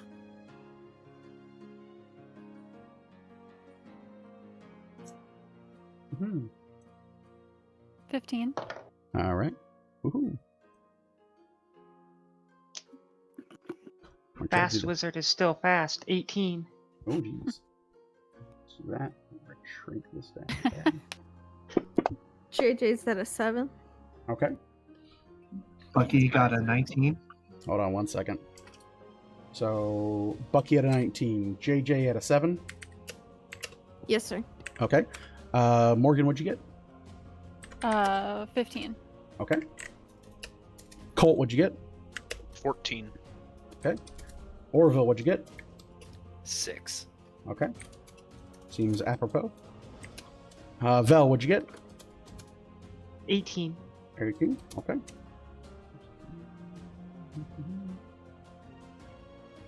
And Vel, what's your bonus to dexterity? 2. Okay.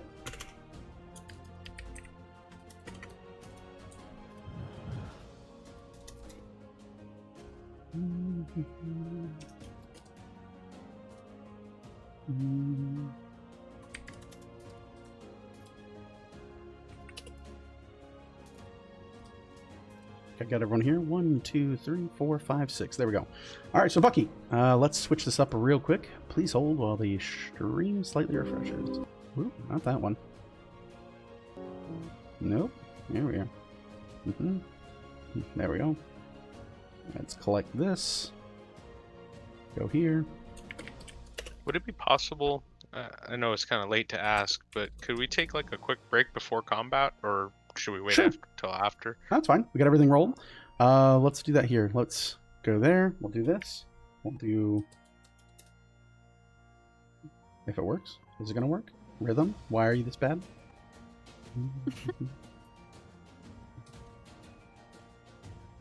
It's not even trying.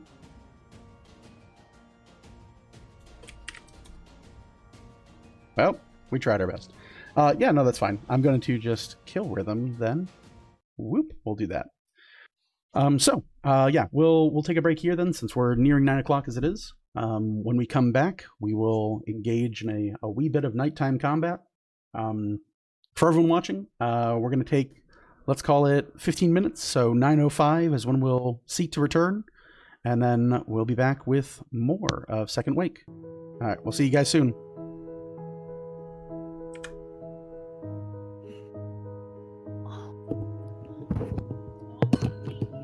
My back. I'm so old. My goddamn running arm.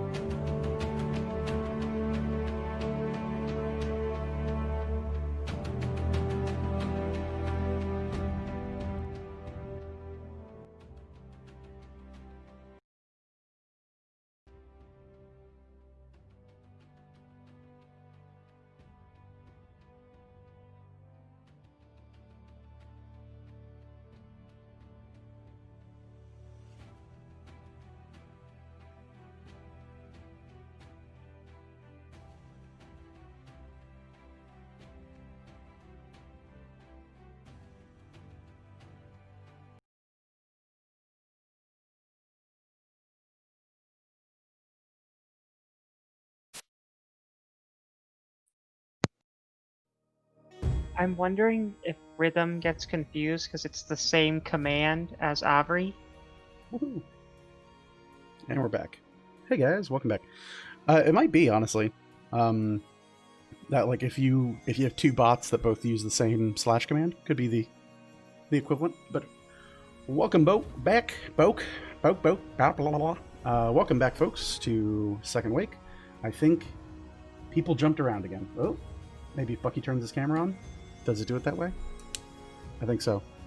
Got a black screen for Bucky. There he is. Look at that. Fixed everything. Yay. Wax on, wax off. Here I am. All right. So when we left for break, everyone was noticing these 7 figures moving through the landscape here. I do need to fix one thing here. Yeet this man out of existence. He's not here.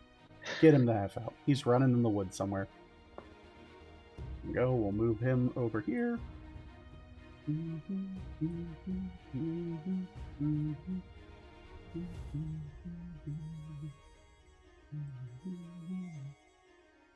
All right. So when we went for break, you all had come to view under Morgan's watchful view that these figures were approaching. You were informed that Orville is currently jogging, having investigated another campsite that had went dark after quickly lighting.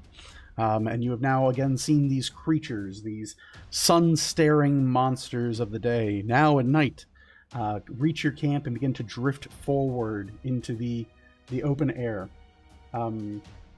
As they approach, Bucky, you are the first to spring into action and prepare yourself for combat.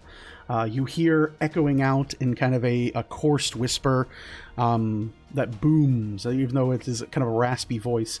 You hear echoing out and you hear, "Others will fall as you are intended. Surrender what you carry upon you, and you will join the Makers in peace." Bucky, what do you want to do? Are there any that look like a leader? If you look them over from your viewpoint, they don't seem to be a leader. If you remember previously, they all kind of seem to be mirrored images of each other. Okay, so these are the same things that we fought before. Mm-hmm. I even used the same tokens, man. I got the same tokens and everything. Okay. Okay, so I'm gonna move my hex onto the one that's pretty much in a straight line from me. Okay, this one straight down here. I'm gonna cast my hex onto it. Yeah. Okay. And then Eldritch Blast. Go ahead and give me an attack roll.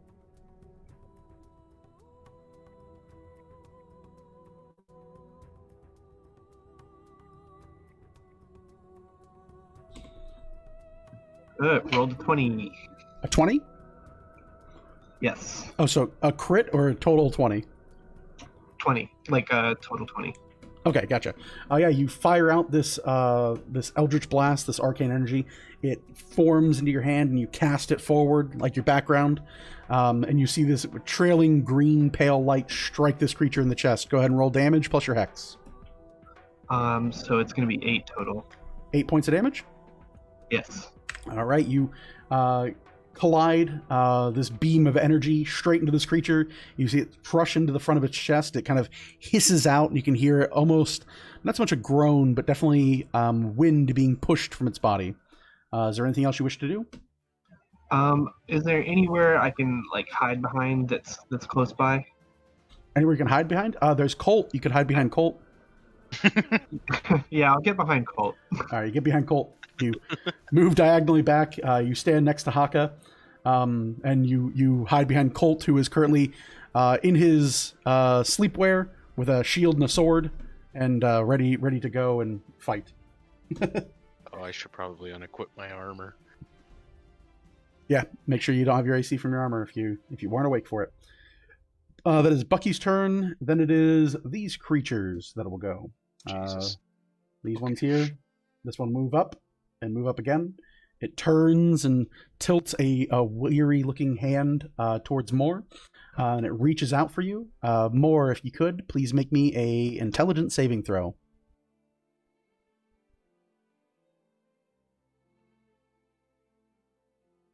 15. 15? Okay. There's that. So you feel this effect kind of wash over you, and you can feel something poke and prod at your mind, and very much kind of begin to push into your open sense, your force of personality, and you rebuke it as it attempts to intrude into your mind. You take a magnificent 4 points of psychic damage, as you can feel something begin to try to wire its way in, but you manage to keep your senses in this assault. Ouchie. This one here will move up to there, and you see it draw a strand of shadow. This one here will begin to move up 5, 10, 15, 20, 35. So double moves to there, and it'll move through the brush to be adjacent through the brush to Vel. But you see it moving quite rapidly, almost like floating, just a few centimeters just above the earth itself. The other one behind it will follow suit. The one here in the back will begin to move up forward, and this one here, seeing the bridge, will draw a blade of shadow and attempt to toss it into Colt Honeycutt. So it'll throw over the barricade, and I'm assuming that's not going to work. Yeah. Colt, is your AC lower than 10 right now by any chance of God? Nope. Okay. You see it strike out and fire out this bolt of energy. It cracks into the tall kind of wooden pillars that make up the surrounding walls of your campsite. And you just see it kind of like twist and hiss, its hand outstretched, ready to try and reach you. This one down here will go 5, 10, 15, 20, 25, 30, and start looking for an entrance. We'll go there. And I'm looking for a way in. That is their go. Bucky's turn, Figure's turn, Vel, your turn. You look, and as you look to the front, you can see this one with its hand outstretched in front of Moore. As you turn to your back right, you can see the face of one poking out from the shrub in the bush, seemingly moving around the kind of barricaded area. Not so much barricaded, but the natural formed area of this campsite. You can see it slowly moving forward, and you can hear behind it another creature. What do you do? Okay.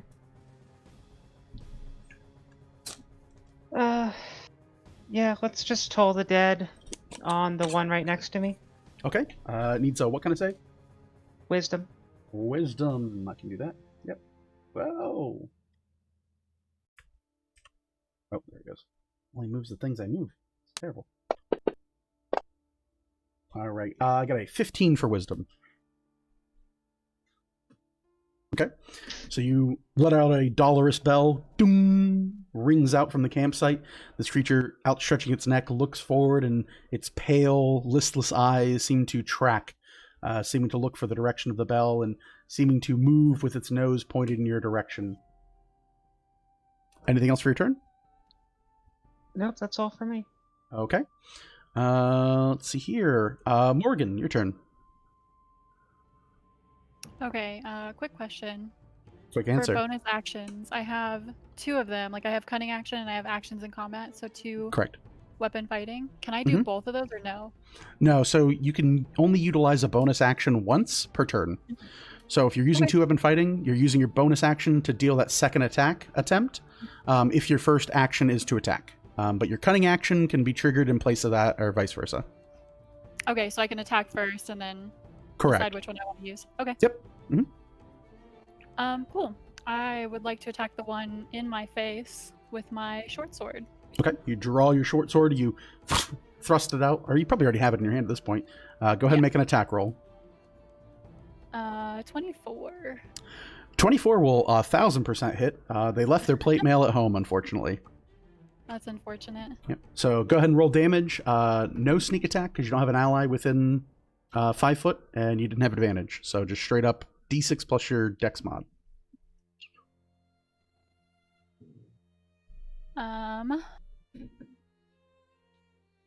5 damage. 5 damage. Okay. You crack into this creature. You can feel the dig of your weapon, and you can see again, as you would expect, flesh, bone, cloth in front of you. Your sword tears through this corporeal, almost shadow-like essence in front of you. What do you want to do? Okay.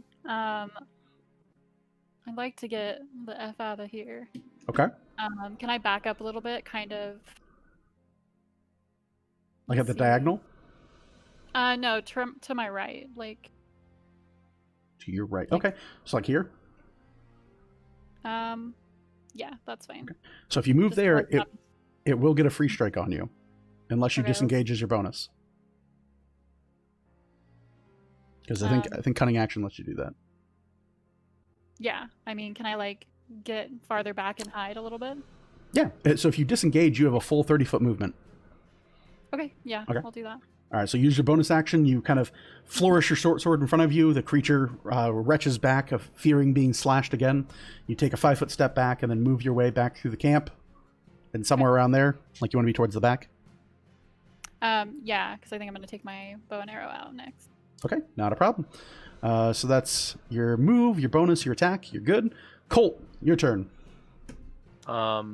I'd like to move directly in line with those two that are between the palisades. Okay. Mm-hmm. So you want to move See if like here? that's- Yeah. Okay. All right, and then I will go ahead and hit the one directly in front of me. All right. Let's see if I can do this.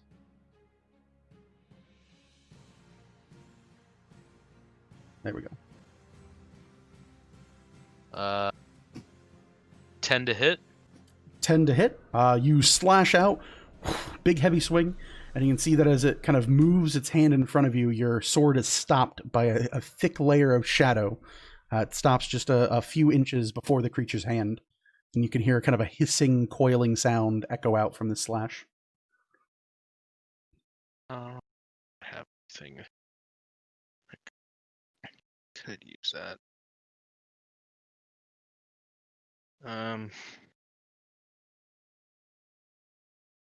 I forgot to use my saving face. That's fine. Gotta be a hobgoblin. Gotta do more hobgoblin stuff. Yeah. I keep forgetting that exists. Screw it. I'll use action surge and try to attack again. All right, go right ahead.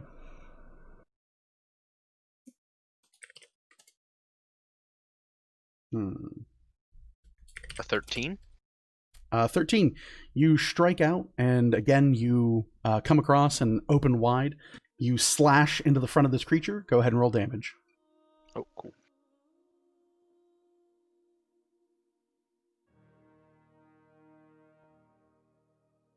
Five damage. 5 damage brings it to 10. You slice into this creature, and again, much to what Moore had just discovered, your sword dips through its very essence and kind of tears through the reality of what it actually is, and seems to kind of pass through it itself. Is that it for your turn? Yep, that'll be it. JJ. Let's see. There's no one particularly close to me, correct? Nope. You are out by yourself. I will.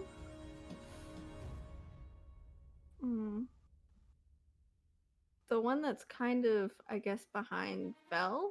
Mm-hmm. I will cast Vicious Mockery at. Okay. What kind of save does it need? That is a Wisdom save, please. Wisdom save. We got the mightiest of 3s. Cool, awesome. Let me grab a d4. So that's 2 damage. Okay. And then disadvantage on the next attack roll it makes before the end of its next turn. All right. So you gallow out at it. Your spell takes hold as you mock it, and whatever you might say to mock it. I'm not quite sure. What do you do to insult this poor goblin? Oh, I don't have one. Really can't see now that you're not in the sun, huh? We mock the blind for being blind. That's what we do. Yes. So it hurts its pride more than anything. Is that your turn, JJ? Yeah, that'll be my turn for now. Okay. On to Orville. Orville, go ahead and roll me an athletics check.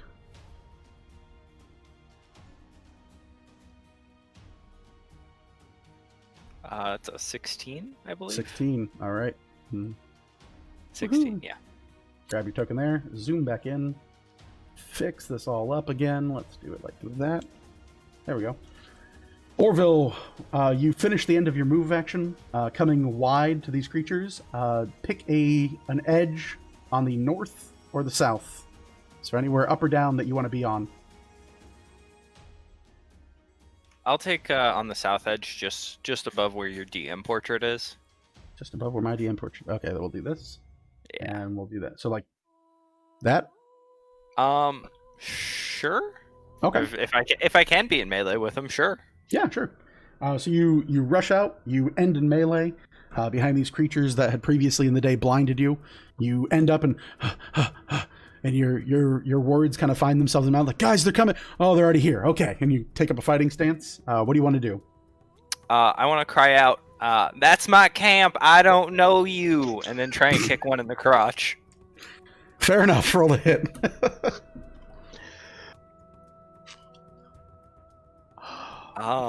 That is an 11 to hit.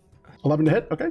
You swing out to hit the crotch, but unfortunately you realize only too soon that they are the same size as you, and your foot kind of goes almost like towards their chest, and they kind of just take a step back, and your foot goes wide of it. You fail to nut kick this creature. What do you want to do? Bonus action, take the patient defense. Okay, so they have disadvantage on attacks against you? Yep. All right. And just try and taunt him as best I can. All right. Not a problem there. So, end of the round, Haka will go. He reaches into his pouch and begins searching. He produces a small torch and cracks it across the stone and throws it into the fire, making our scene a little bit more realistic as he relights the cooking fire he had used previously in the day. And light kind of fills the area. You can now see the kind of like dim shadows coil away from the cloaks of these creatures as they are revealed to the light itself. That is his go. Bucky, your go. All right. The one in front of Colt is the one with my hex on it, correct? It's the one right behind Colt. Shit, okay. Let me see here. Boop, boop, boop. No, you're right. I apologize. You're right. That one? Mm-hmm. Okay. Let's see. I'm gonna put my Hexblade's curse on that one. Okay. And then shoot another Eldritch Blast. Sure. Go right ahead.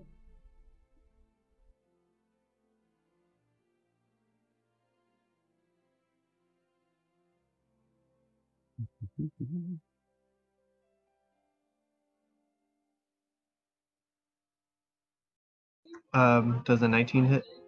19 does hit. You shoot past Colt, nearly striking your friend in the back. This sickening beam of green energy cascades into the creature in front of him. Roll damage. It's going to be 16 damage plus the 2 from the Hexblade's curse.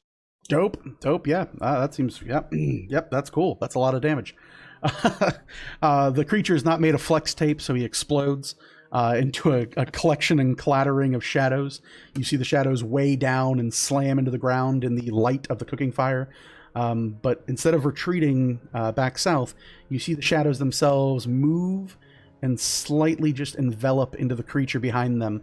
You see the creature slowly begin to take on a bit more presence and seems to grow slightly larger.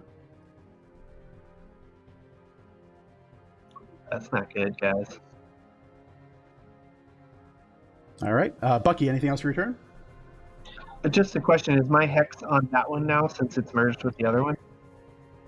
How, would you know? Yeah, I guess you would know that. Yeah. And they seem to have combined. So what was once a single entity has now become a new creature as they kind of combine and meld. All right. Awesome. Yeah, that's my turn. All right. No problem there. There go. Big Daddy Cool can't walk up. It's going to go here to Orville. It turns and it outstretches its hand to Orville. Its larger hand. And you hear this kind of hissing whisper. Go ahead and make me an intelligence saving throw. Oh no. We are looking at a 7. Ah, that's tremendous. And by that I mean we're probably not looking at anything again. Well, you're looking at 9 points of psychic damage first. All right. And then you're blind again, so you're not looking at anything after that. Here we go. You again feel something protrude and push into your mind. You can feel the front of the bridge of your nose burn as if you're suffering from a migraine. You can hear the kind of hissed whispers begin to tear and peel apart the boundaries of your mind, and a very familiar feeling begins to evoke itself within you. You can feel this almost erring pain block out many of your sensory organs. Your eyes become no longer useful to you, and you can start to hear your ears begin to ring. The one to the side of you will also turn to you, raise its hand. It'll move closer to you and reach its outstretched hand to you, and go ahead and make me another intelligence saving throw. Oh, God, Dotted line. That's a nat 20. That's a nat 20. Okay. With that, you'll take, let's see here, the weakest of 5 damage as I round up on half. 5 points of psychic damage is, again, you can feel while you attempt, almost as if your mind is pushing to keep this doorway to your consciousness closed, you can feel another shadowy essence slip through and strike at your very sense of self, so to speak. This one here will move up and move over to Colt. It will reach out to Colt, and you again hear as in its offhand, it's holding this blade of shadow. Its dominant hand reaches out and seems to almost try to pull at your very mind. Go ahead and give me an intelligence saving throw, Colt. That is going to be a 12. A 12? You feel this creature begin to rend and retch your mind, but you manage to save face and overall hold back from this presence. You take a total of 4 points of psychic damage.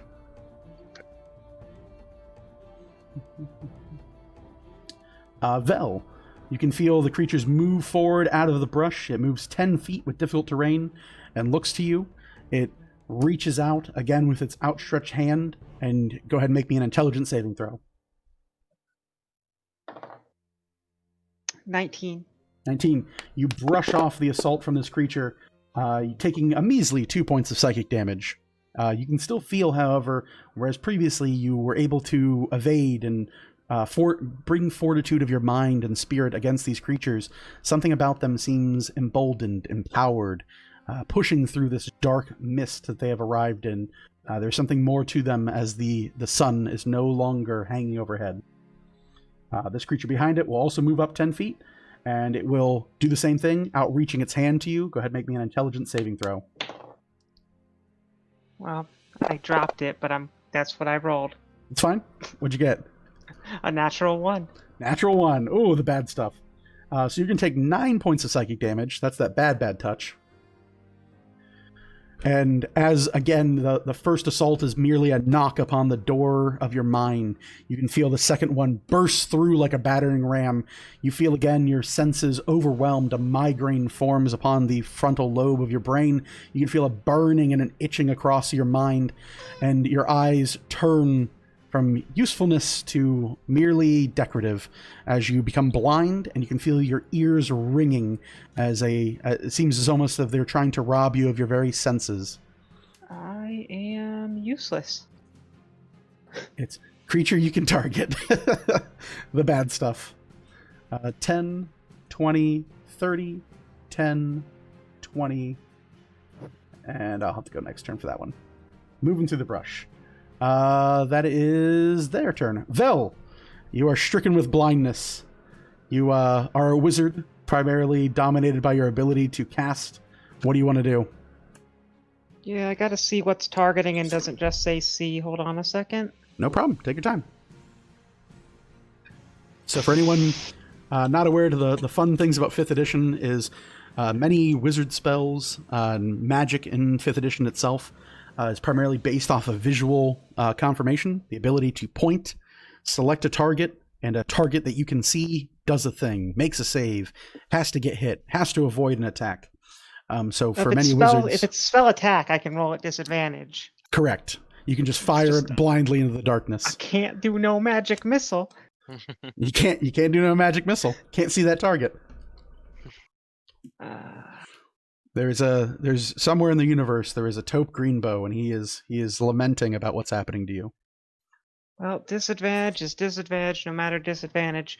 Mm-hmm. So I guess I'm just gonna cast Chill Touch on this one right in front of me. Okay, you bring up your hand and you can see this kind of, for a moment, anyone who is looking in Vel's direction, you can see almost her bones glowing this blackish ichor as she reaches out, a skeletal hand fires from her fingertips. What'd you get? I got a 2 plus 2. bullshit, so I miss everything. You fire off, Total of almost 7. aiming for the chest of the creature. If the creature was 5'10", it fires right over the head of the creature, striking the brush behind it, and the skeletal hand that you've conjured robs the life from the leaves behind it. Let's see here. Is that your turn, Vel? Yeah? Okay. Morgan, what do you want to do? Let's see. Maybe you can do this. Can I aim at the one next to Vel without hitting anybody? Do I get a save at the end of my turn? Yes, you do. Go ahead and make your saving throw. Sorry about that. 1 second more. Make your intelligence saving throw. Moving on. All right. So Morgan, what was that? Can I aim at the one next to Vel without hitting anybody? Because I feel like I would hit JJ if I Let me aim see here. south. I'm going to try to get this together.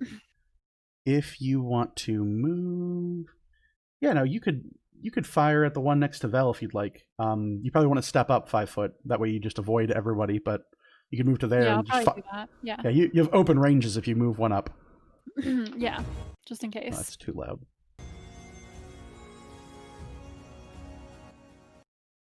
Yeah, it's not gonna work.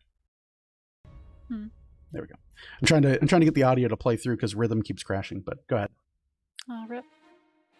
I'm going to aim at the one closest to Vel and hit with an 18. 18 does hit, and you have sneak attack because Vel is still an ally within 5 feet. So let's see. There we go.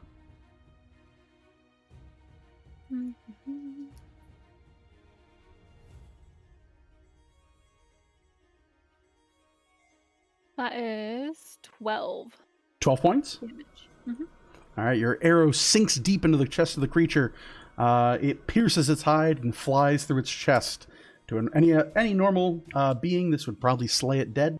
However, you see the shadows just rip and tear, and you can see these almost elongated tendrils erupt from the creature. Its physical form seeming to be disrupted, but not fully dispersed. Okay.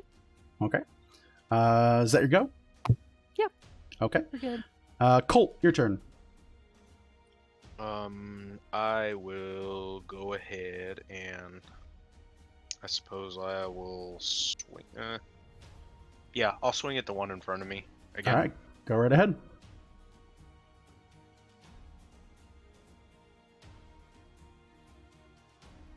That's a 17. 17 will connect. Your longsword strikes true across the creature's face.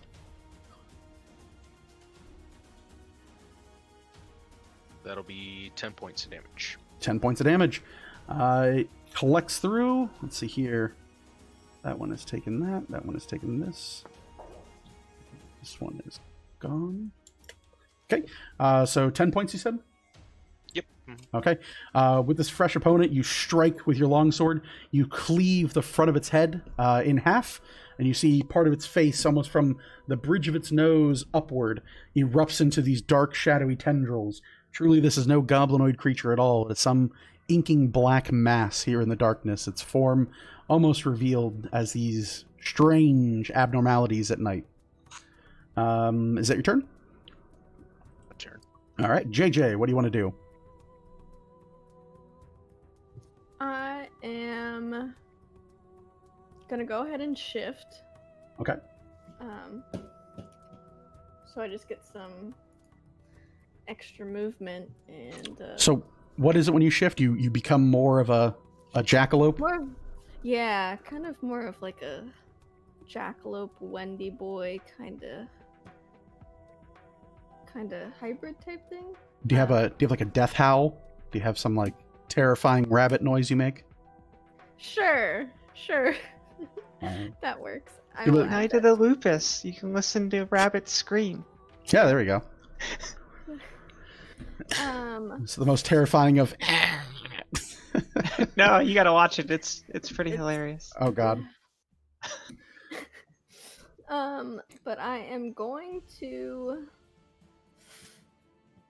I'll move up. Where are we going? There's not really space.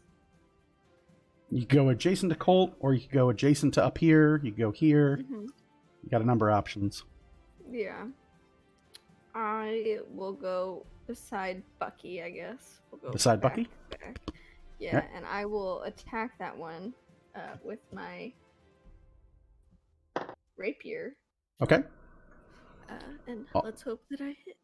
All I can imagine is the weird, like, bunny guys from Hunter x Hunter right now.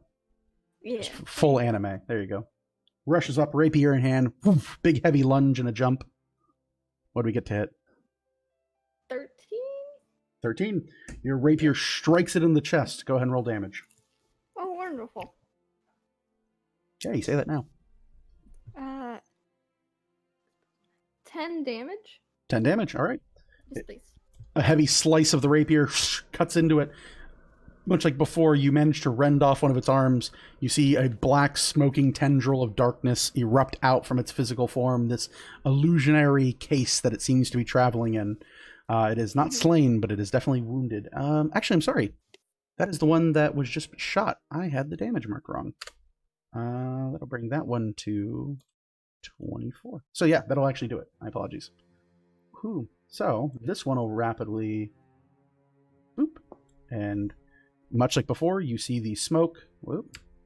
There we go. Envelop into the creature behind it, and slowly the creature grows about almost a foot taller. You can see it begin to slowly begin encapsulating much of the darkness that was left behind from this creature. I have a quick question. Yes. That's the second one to die, correct? Yes, that's the second one.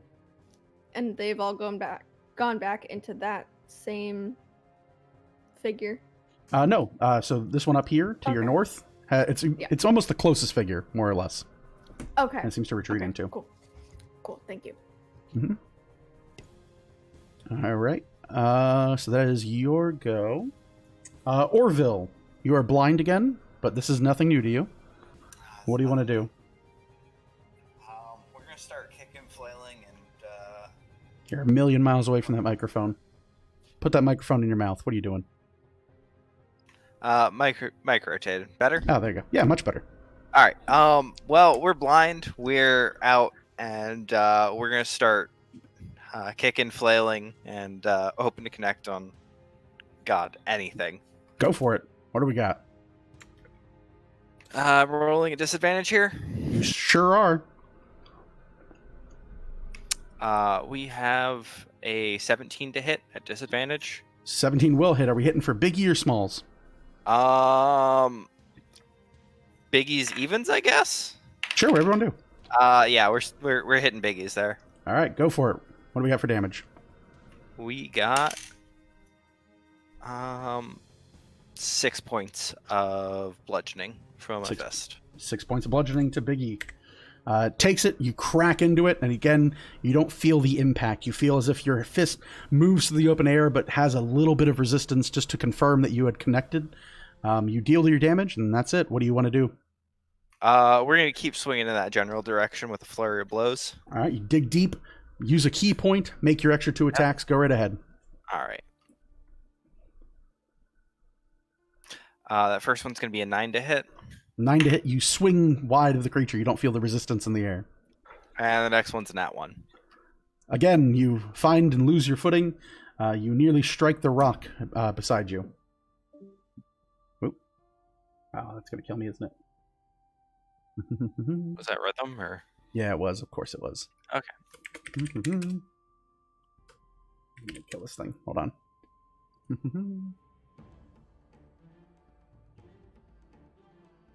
Please hold.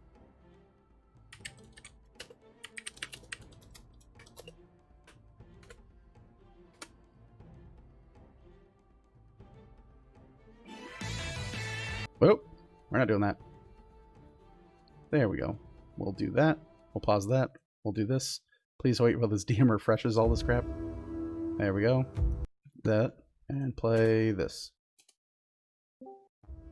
Rhythm's being a real piece of crap right now. That's fine. I think everyone's stream's still good, and we're good. Okay, so swing, miss, and we're back. Sorry about that, folks. So, is that going to be your turn? That'll be it, yeah. All right, go ahead and make me an intelligence saving throw at the end of your turn for blindness. That is a 9. A 9.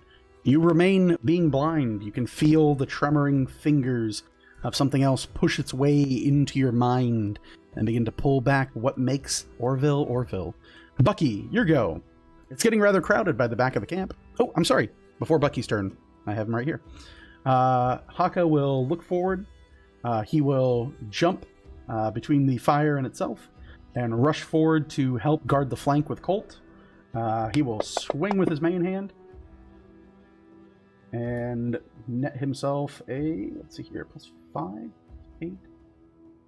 All right, it didn't go on the track. Hold on. Please go on the track. There it goes. So it's going to connect with that. He will use his longsword for the mightiest of 5 damage. And his dagger will connect with the dagger for 3. All right, that's his go. All right, Bucky, your turn. You watch as your friend Haka rushes forward past you, up to help defend the front with Colt. A big heavy swing of his sword and then a stab with one of his daggers. The creature is unrelenting in its assault. What do you do? Can I get a line of sight on that big guy? Yeah. You can see it just over the top of JJ from where she's at. JJ is providing partial cover if you shoot through her, but you can see the creature.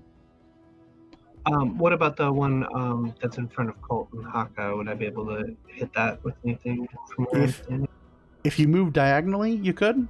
But right now, that's kind of where you're at, is it's a very crowded area. Yeah. I'll just move one space forward and try to get a shot off at the one that's near Vel. Okay, go right ahead. Go ahead and make me an attack roll. You fire off another Eldritch Blast.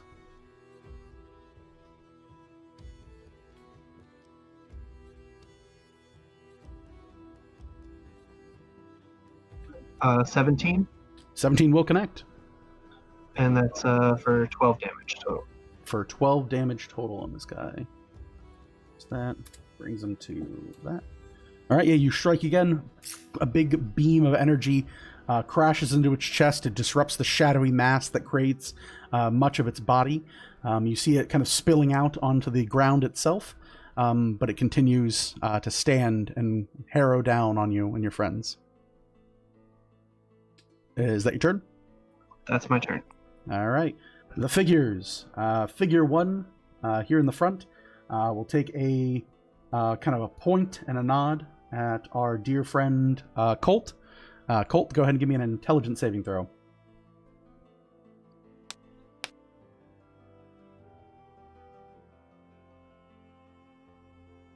A 9. A 9? Okay. So you will take a total of 8 points of psychic damage. You feel this thing push through your mental boundaries, and much like your friend Orville, you join the Blind Man's Club.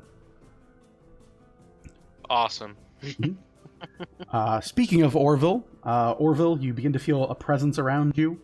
The creature, the larger creature before you, stands hand outstretched and reaches further into your mind. Go ahead and give me an intelligence saving throw. No. All right. Bad stuff happens to you. Bad stuff happens. You take 9 points of psychic damage. Oh, we're taking a big old nap here. Okay. Colt, you can see the body of... Let's see here. I can't see anything. Oh, yeah, you're blind as... Haka calls out, like, Mr. Orr has fallen! Shouts it out from where he's at. You can hear a clattering in the dust. That one's turn. This one here will move to reinforce the front. Actually, it won't move. It will spend its turn doing a thing. All right, cool. This one here, the larger one, will move forward to the group. It will aim at the only person that can still see it, this large were creature. Go ahead if you can, JJ, and make me an intelligence saving throw.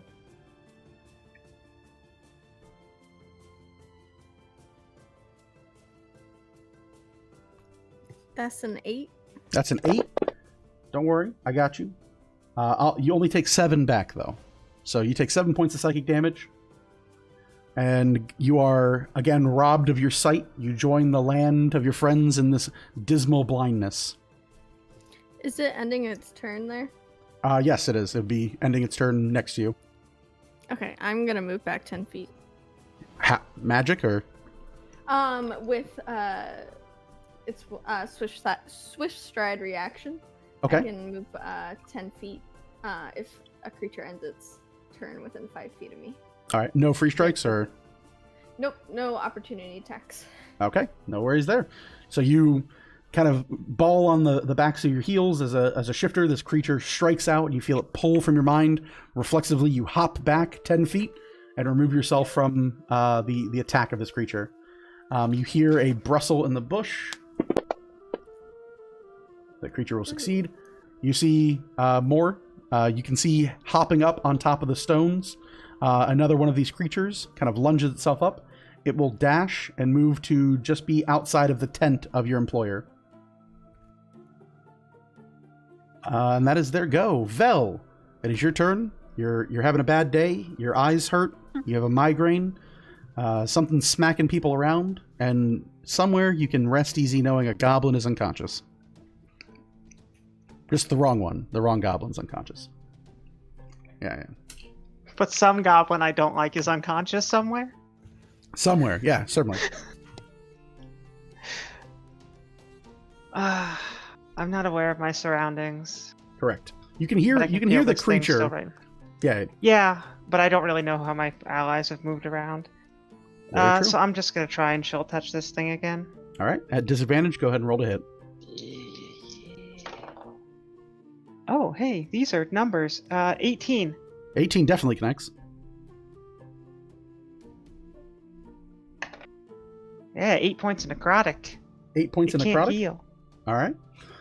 It will take that 8 points of necrotic, and you see it tear. Let me see here. Yeah, from where it's at. So this will go away here. You hit it. You feel this cold, chill touch, this life energy leave its body. And I don't want to close the window. I want to do this, and I want to do that. And then we want to do this. And you see the shadow erupt. I don't begin see to... shit. Oh yeah, that's right. Sorry. You feel a cold gust of wind past you. Bucky and Moore, as some of the only people I can see left in this area. You watch as this collection of black shadows rummage through the campsite, leaving Vel, almost seeming to fall apart at her mere touch. And you can see the creature that is now sitting outside of the tent of your employer begin to grow and grow some more. It now towers as it begins to rend through, and these collections of shadows slap onto it almost like putty being adhered to the side of a statue as it grows and engorges itself upon this dark, shadowy essence. It now towers and looms over your position, and you can hear this kind of cackling hiss echo out from the campsite. That is Vel's turn. Vel, is there anything else you want to do? Make my save. Go right ahead. 9. All right. Vel, you begin to hear ringing in your ears, and slowly you begin to more feel like a muffled, what sounds like clacks and hits of swords and things of that sort. You seem to be on the verge of losing your hearing as well as your sight. It's fine. I'm the wizard that can't make an int save. It's the best kind of wizard. Moore, it is your turn. What do you want to do? I guess I'll aim at the fat boy there. All right. If you use your bow, you'll be at disadvantage because technically it's in melee with you now. You can pull your short sword again and try that, or do what you like. I didn't seem to do much last time, so... Can I give new player an advice? Go for it. If she asked for it, go for it. That's why I was asking if I could. I didn't want to be like, do this. you as a rogue could use your bonus action to disengage, then move away, and then make that ranged attack. Okay. Very true. Yeah, I could do that. Okay. So I you're was gonna reading through the stuff that I could do, so. Oh, gotcha. So yeah, you want to move like diagonally back from it, then shoot it? Or you could move over here if you'd like. Let's move up on the rocks, yeah, right there, and then, yeah, I'll shoot it. Go right ahead. You have plenty of allies in melee, so. That's a 17. 17, your arrow strikes true in the creature's face. Go ahead and roll damage plus sneak attack.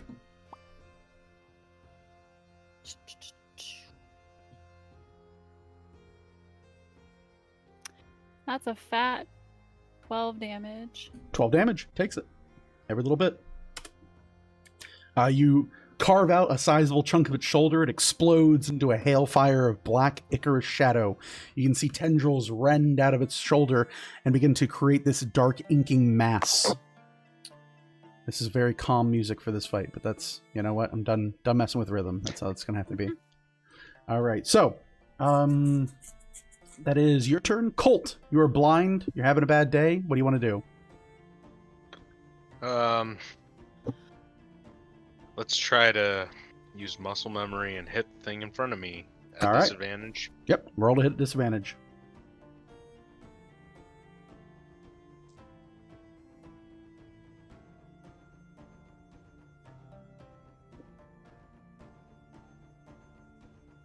Ew. Okay. Oh, 15. Yeah, 15. You, in your blind trained strike, you hold your sword straight forward, remember exactly the way in which you've swung your sword 100 times, and let loose with another overhead chop. Go ahead and roll damage.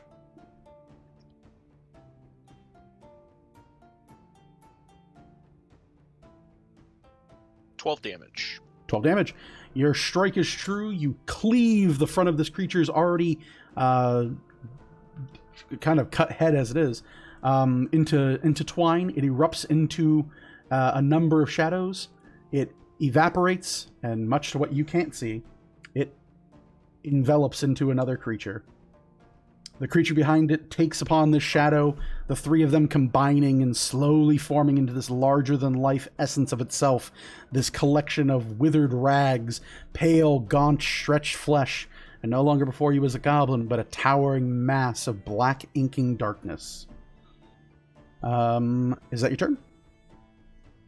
Yeah. Can I do my save thingy? Yep. Or is Intelligence saving throw at the end of your turn. That's what I'm just confirming. Yeah, it's end of my turn. No worries, go for it. Ew! Okay. Have a great day. 3. You begin to hear the soft ringing in your ears become more vibrant and louder.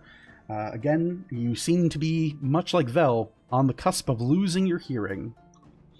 So that is Colt's turn. JJ, you're... So I can probably feel that I'm right next to the fire, correct? You can feel the heat and warmth of the fire crackling up against your almost were-bunny form. You can feel danger is no longer directly in front of you as you had retreated, but your vision has been robbed of you, much in the way of your compatriots. So I kind of know where Lamont's tent is, right? The Sure. general area. Okay. Rough estimation. So I'm going to point my hand, my giant bunny-clawed hand, over his way, and I'm going to cast message. Okay. And I'm going to say, give them what they ask for, so we can be done. Let's see here. Do you have to? No, just towards a creature. Yep. And that's a very general thing. Okay. He can respond, right? Yes, he can. Okay. So you say, give them what they ask for and be done with this. You hear whisper back and goes, let me know when it's safe to run, and I'll make a break for it. Thank you, O great protector. Okay. As you see this, you can see rustling in his tent as if he's getting ready to bolt. Oh, I can't see anything. Oh, right. Sorry. You don't see shit. He's definitely going to stand and fight. It's his modus operandi. Loudly grumble, and I will take my save at the end of my turn. Okay, go right ahead. 14. 14. You shake your eyes, and at the end of your turn, you feel your vision slowly, blurrily return to you. You wipe the bottoms of your eyes, and you can see dried bits of crimson as you are crying blood. But your vision is returned to you, and the ringing in your ears and the migraine upon your brain slowly fade from existence. Let's see here. Orville, you're bleeding out on the ground. This is a similar feeling. We're taking a big old fucking nap here. Big ol' nap. Go ahead and make me a death saving throw, please. That's a 17. 17. One step closer to not being dead, so that's a good start for you. Bucky. Oh, I'm sorry. I did it again. Haka. Haka is going to look around, see how dismal this is starting to look. He will take a swing with his longsword at the creature in front of him. He will connect for this +2 for 6. He'll swing with his dagger and completely miss. So he will deal 6 damage to the creature in front of him. You see his longsword cut into the front of the creature, but as he goes for the jab, he just catches bits of what appears to be cloth, but proves to be nothing more than wisps of smoke. He kind of looks around and he goes, "These creatures that were following you, great, great, great. This is a perfect way to die." He looks around and sees that no one can really see him around him since people are blind at this point. Bucky, your turn. Is this thing within melee range of me? It sure is. This square and you, so your square and this square are adjacent. Gotcha. Okay, so I'm gonna take the disengage action and move back as many diagonal squares as I can without running out. Sure, easy enough. So you disengage and move. Yep, anything else you want to do? My turn. That's your turn. All right. Yeah, I don't think I have anything else. Nope. And you haven't lost your vision, so that's good there. This creature here will begin to rummage through the tent. It reaches out and strikes in. You can hear a yelp as it seems to bring back a bright green claw and reveal shades of crimson. Not that many, though. Not that much crimson. You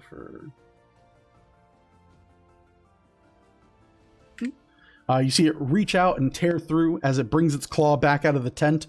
You can see that it has kind of, again, drips of crimson at the edge of its taloned fingers, these tendrils of black shadow ending into a goblinoid hand. The front of the tent is rended open and torn. You can see now bleeding from his shoulder, your Mr. Lamont, collected up with his sleeping attire. He has his sword out, and he is clutching a large bag to the front of his chest, almost as if you take a backpack and you swing it to the front and you loop it over your arms. That is where he's at. That is their go. After that, he will take his disengage and finally start moving. And slowly you hear the back of his tent rip open, and he begins to try to move as fast as he can, which we'll see how that goes. Vel, your turn. I have no idea where any of the foes are around me. Mm-hmm. You can hear the ripping of the tent. Sense the general drunkenness next to me, so I know what that is. It's definitely Bucky. So I'm just gonna take the defensive action and try and shake off this nonsense. All right. So you take defensive. Yeah, 17 plus 22. So you brace yourself, you bring your guard up as any wizard would, preparing likely a shield spell, and you shake your head, your migraine fades, you roll your eyes back, and as your eyelids open again, you can see clearly in front of you this horrific scene of two almost huge and large creatures terrorizing the camp. Once were a collection of small 7, now much larger and much more imposing. I that's hate your when turn. this happens. Colt. Just a Wednesday, just a normal day. Colt, what would you like to do? Yeah, I guess I'm still blind, so we're gonna start swinging again in front of me. All right. I assume I sixth sense sort of feel something big near me. I mean, the hissing shadows might have given it away, but that's just me. Yeah. Yeah. Yeah, I'll go ahead and take a swing. All right. Disadvantage. The trained arm of a soldier. Oh dang, that was almost a crit. Sad face. I mean, it wouldn't have mattered, but it is a 17. 17. You again straight and forward, like throwing an axe. It is trained and beaten into you from years of military service. Your sword again finds its target, slashing into the front of the creature. Go ahead and roll damage. Gonna be 9 damage. 9 damage. You again find your mark. The 9 damage seeping into it. The front of your longsword tearing into the chest of this creature. It erupts. Not to what you can see, but Haka screams out, "Ah!" As you can see these large tendrils pour from it, almost falling out like maggots. You can see them collect out into the front of it, its hissing and viperous nature as they begin to coil around. They take on the almost serpentine form of these tendrils. Is that going to be your turn? Yep. Okay. Go ahead and make can your I roll intelligence my- save at the end. Right. Yep. I won't forget. You're good. Oh, sorry. I got it written down. You guys are good. Keep me on my toes, though. I'm down. Ooh, 16. 16. At the end of your turn, you feel the essence of the shake.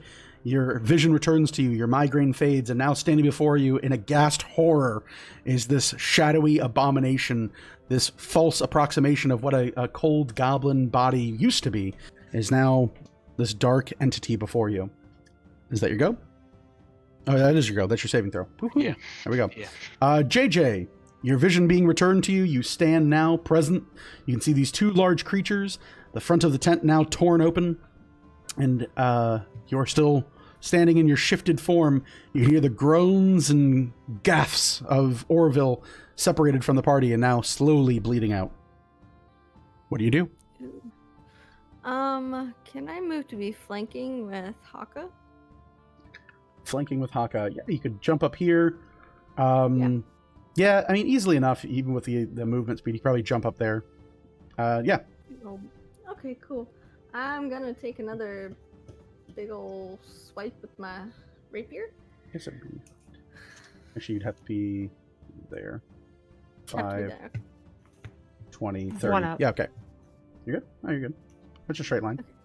No, it's the opposites on large. Opposite. This? Yeah. Oh. Yeah, sure, whatever. Okie dokie. And that's advantage, right? Unless is Yep. he blind? Yep, no, Haka's not blind. Oh, thank God. That will be a 18. 18 damage? Or 18 to hit? No, 18 to hit. 18. 18 definitely hits. Okay. That is 6. So another 10. Another 10 points of damage. Your aim strikes true. You slice into the creature. You can feel the shadowy essence itself pour from it and begin to bleed out onto the ground. It begins to shudder and shake. It senses something nearby, though, and does not retreat and recoil into its larger vessel. You see it almost rebuff your efforts and begin to loom over you, no longer the form of a humanoid goblin, but now this almost approaching, crushing wave of shadow. Thank you. Mm-hmm.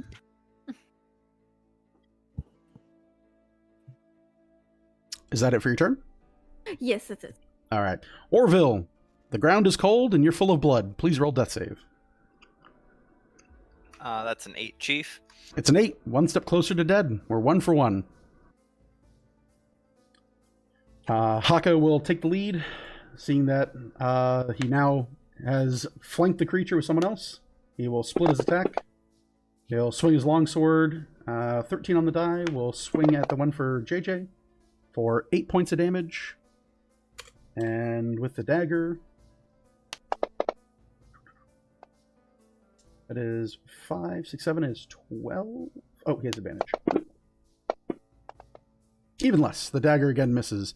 You see another big hefty strike into the back of this creature. It tears and pushes into it. And that is where it's at. You can see it kind of hiss and coil around. It seems to be attempting to hold its form as best as possible, but no longer is it in a solid form at this point. That is its go. Bucky, your go. All right, I'm gonna take aim at the one that's pretty much diagonal from me. Yep, the big boy. Eldritch Blast. All right, go right ahead.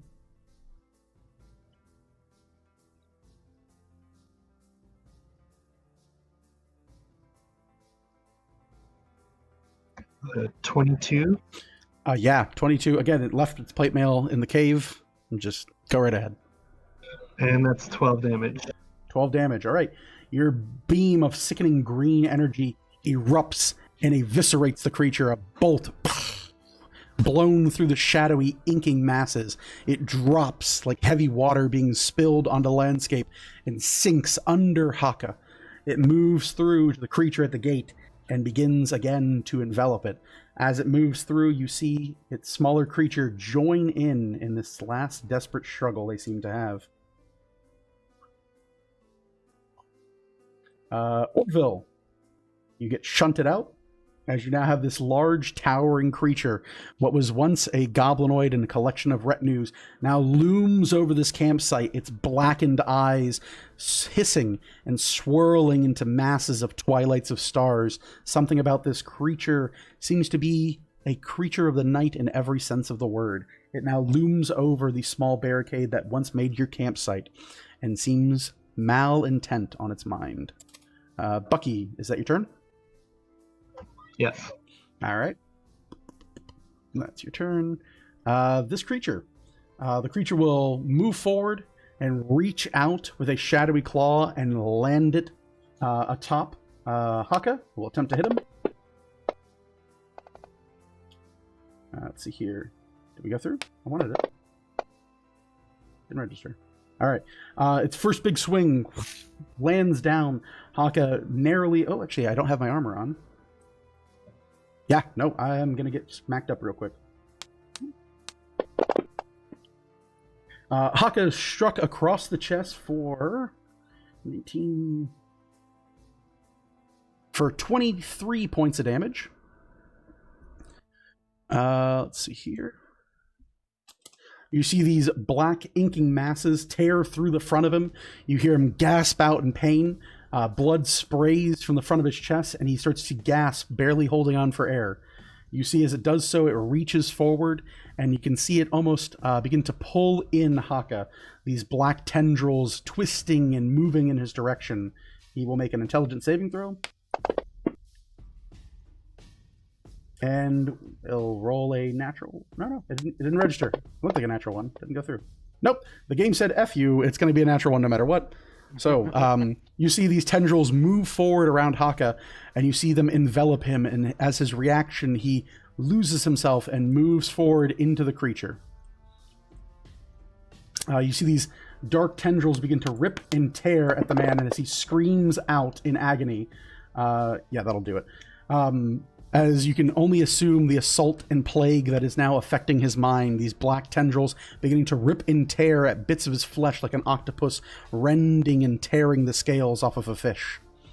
Vel, your turn. You see this in horrific glory. Pretty fascinating, honestly. Yeah. Could you make me an intelligence saving throw? I'm not blind. That's fine. Actually, everyone who isn't blind and not named Orville, can you make me an intelligence saving throw? 17. You're good.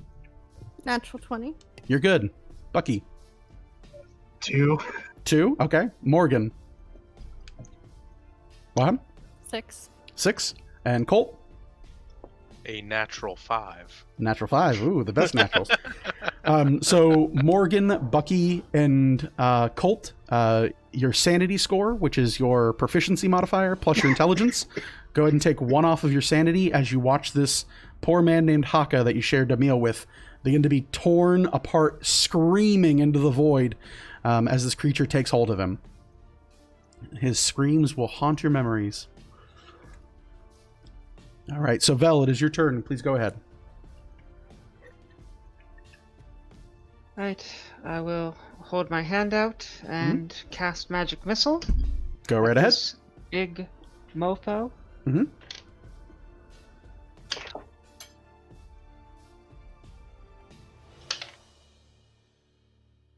Uh,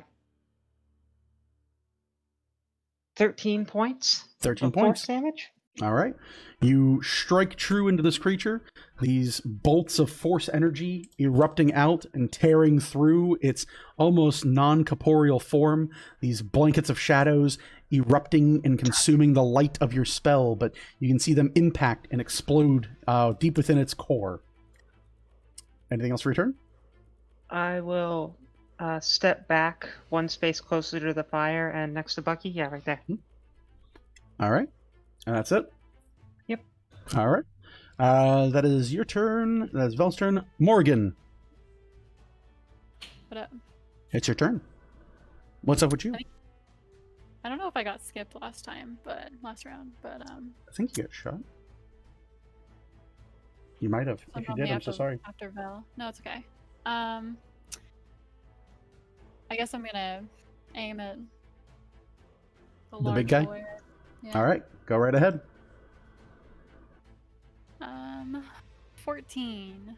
14. Your arrow strikes true right into the more or less core of the creature. Go ahead and roll damage plus sneak attack.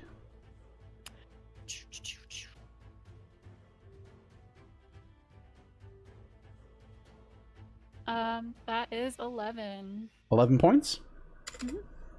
Your arrow tears through the creature, this amalgamation of the 7 that had arrived there. The arrow peels back through the middle of it, and you can see that erupt and dismantle what is otherwise undisturbed from Vel's spell. The arrow soars into the distance, and you can see, breaking through the hole that it has caused, the moonlight from behind its back. The creature shudders and shakes and drops like a heavy pail of water, crashing and cascading into the ground, this black inking mass splashing and tearing into the very wood and foundation of this area. You watch as Haka topples to the ground in a gasp as he begins to drop unconscious. You see this black inking mass slowly begin to cover over the tops of the fence and otherwise the wood itself, almost staining it in this dark inking blackness. These collection of hands rise from it and begin to pull towards the direction of your employer before slowly erupting and tearing and falling apart into wisps of smoke. The creature disappears, and you can see much of the dark shadowing remains of it begin to fall and trail further away from your campsite. Let's go. What direction? It begins heading southward.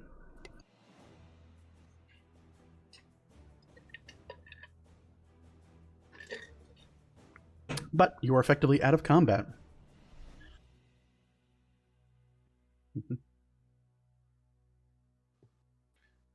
So Did our employer leave? He was booking it.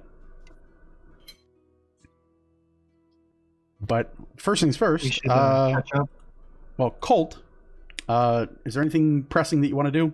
You have 2 dead men in front of you. I got nothing to heal him. Does anybody else have any, like, healing magic stuff? I'm spent from healing Orville earlier. Since a death save is a saving throw, could I technically give inspiration to someone for a death save? I think so. I think they have to be conscious to hear you, though, don't they? Not quite sure on that one. That's a weird one. Is anyone trained in Yeah. medicine? All right, if anyone's trained in medicine, you could attempt it.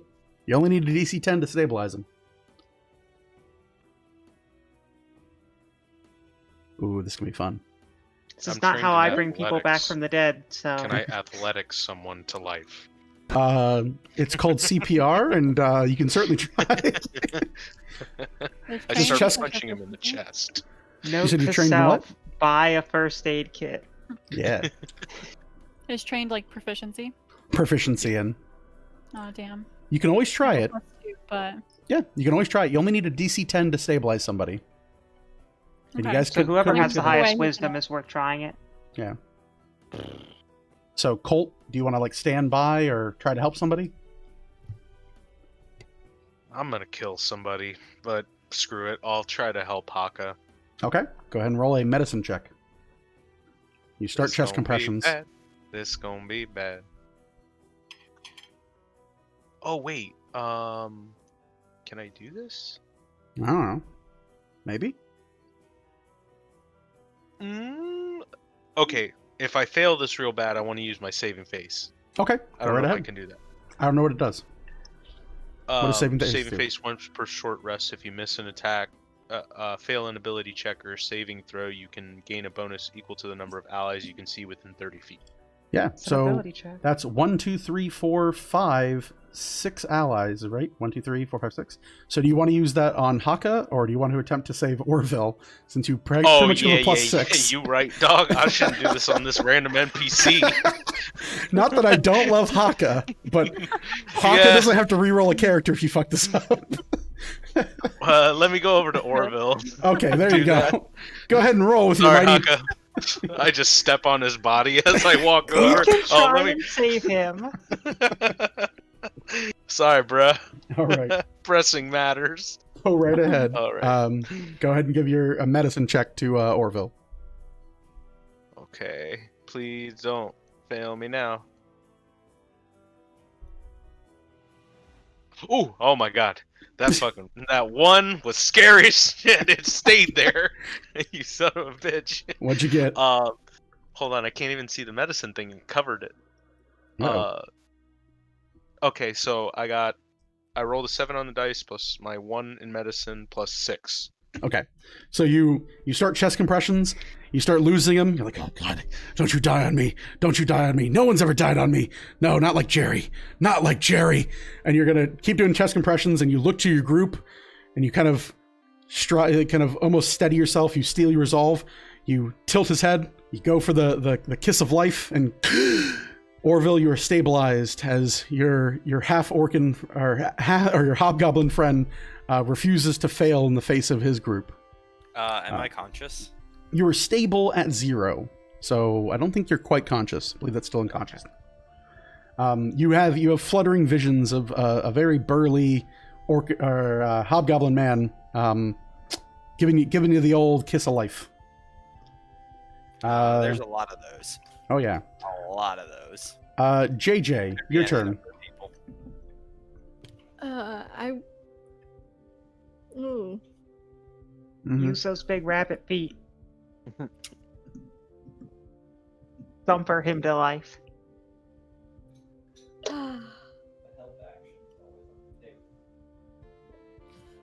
I will help Haka. Okay. Yeah. Let's You go try and do rush up that. to him. You look and you can see a man whose flesh has been partly peeled away on his face. He has a large, heavy gash over the front of his chest, and he seems to be bleeding in a hemorrhaging fashion. You go to work on him as medicine. Go ahead and roll it.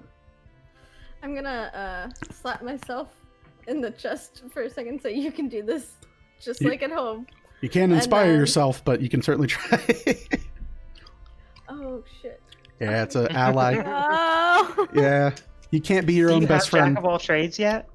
No, No. I don't think so. I don't.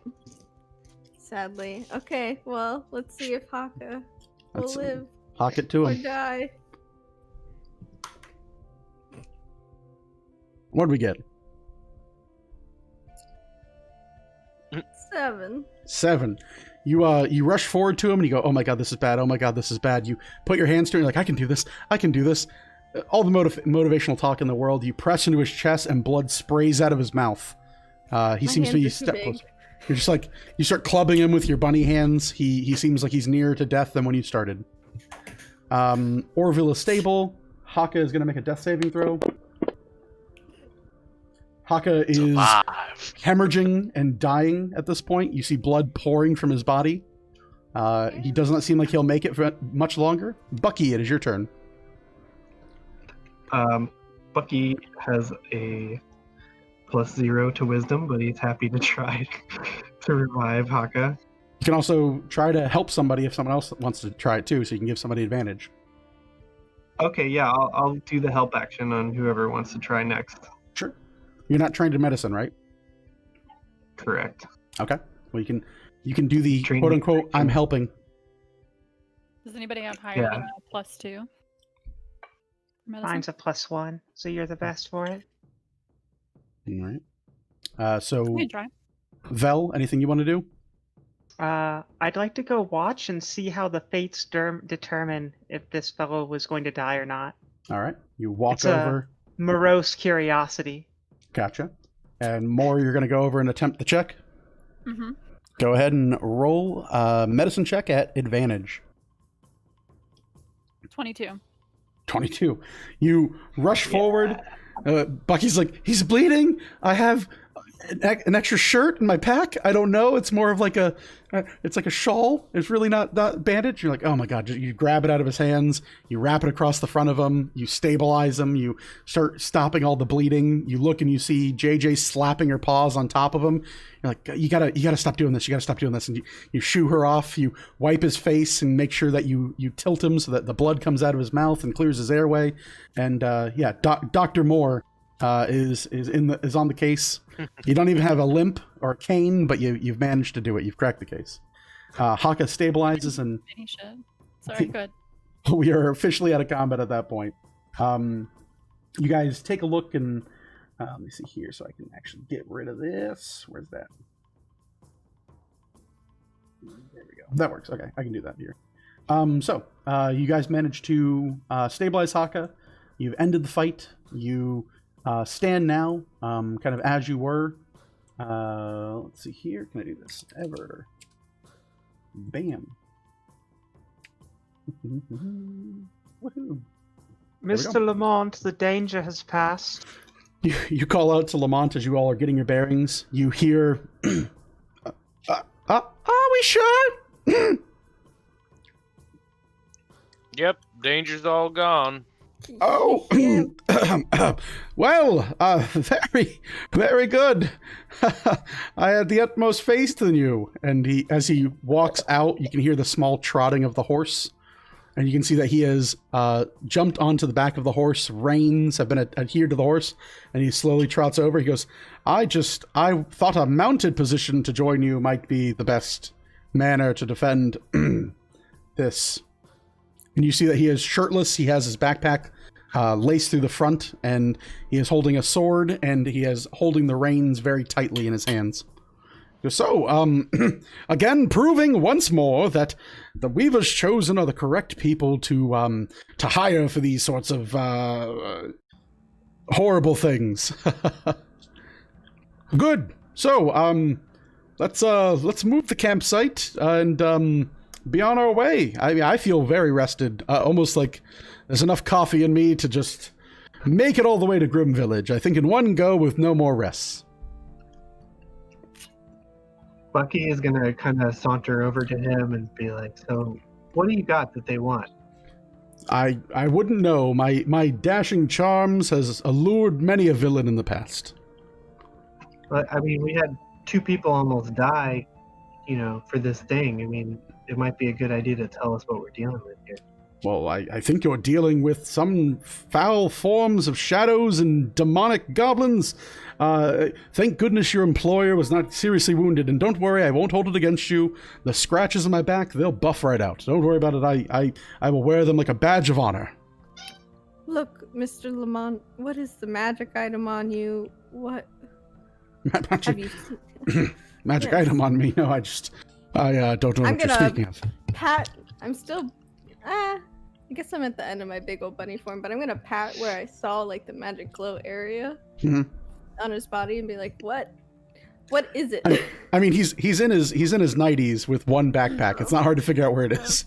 Okay. You gotta you pat into the front of it, and you can feel a collection of like heavy set clothes and other cloth that seems to be wrapping something. But as you kind of slam your hand into it, there is something solid inside of his bag. Can I persuade him to tell us? Sure. What do you want to say to persuade him? Tell us what the fuck you have so we don't die, which Well, we you- almost did.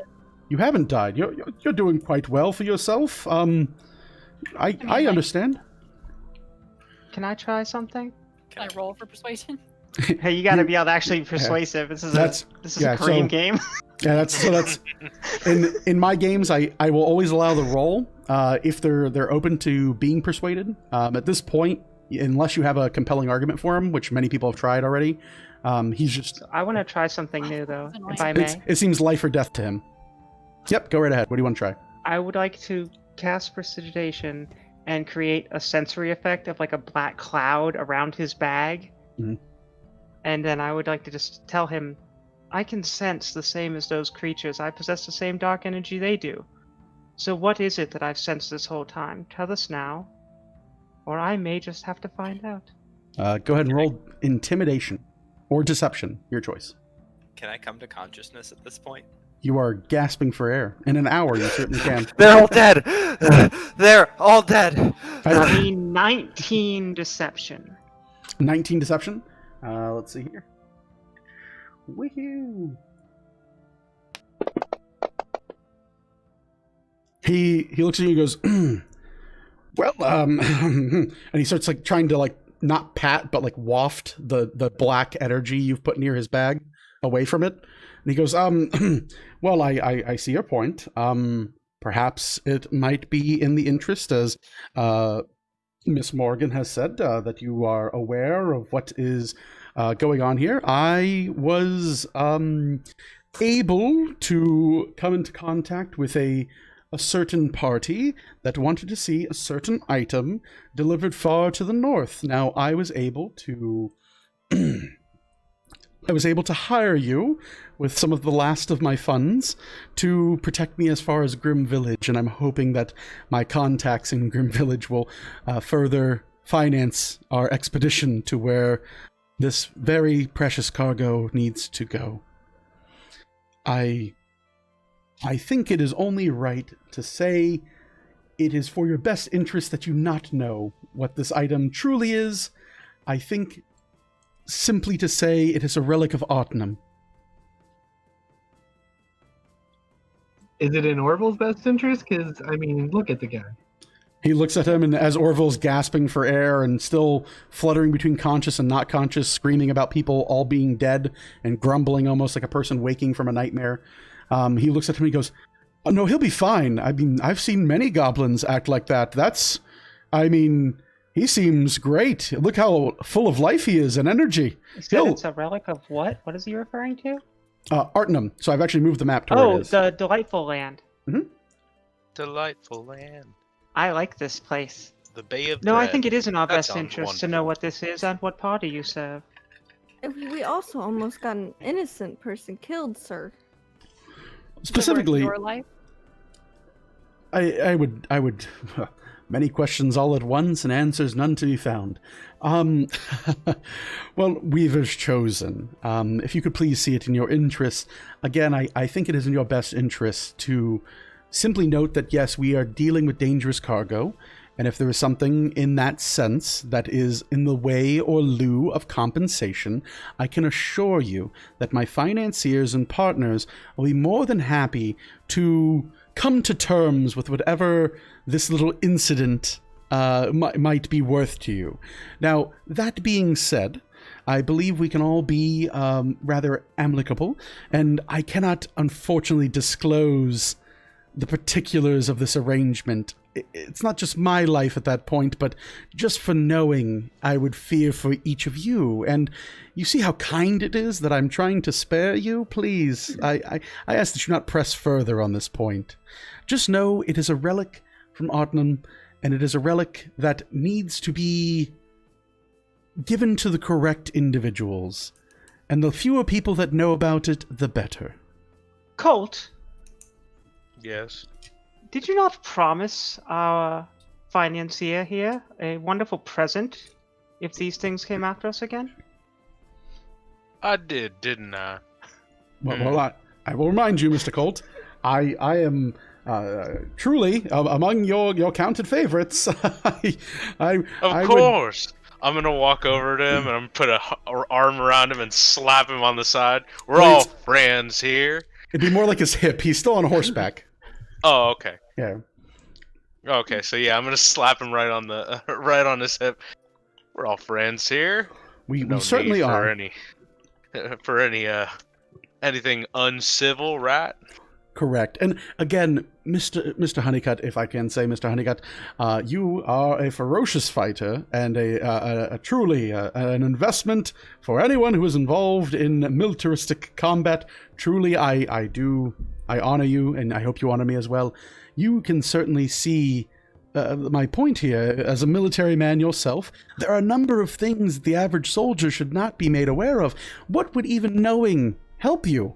There's only experts can help us at this point, so it is in our best interest to simply rest as quickly as possible and move and just keep on going, you know? Just really get on over that hill and get into the village and just get into the hands of the right people, you know? Who To be are the right honest- people? If we aren't safe to know what the item is, who are these people? What parties do you serve? But they are the financiers of this little journey. Again, you're asking for information that would You put just me... said that you used the last of your finances on this journey, not theirs. Correct. And again, you will be happily compensated for this horrible misunderstanding. But please, we must have a bit of civility here. I know everyone's a little riled up from the almost murder, but we all managed to survive that, and you are Weaver's chosen. You're the toughest. Again, you can understand a bit of tact, I hope, good lady, that certain matters are above your station. And with that, the masters that I am currently serving are those who are quite above my station even, and the station of perhaps even your lady, but I wish not to involve or besmirch any goodwill that is coming our way. Simply noted that we have this under control, and you all have proven yourselves time and again.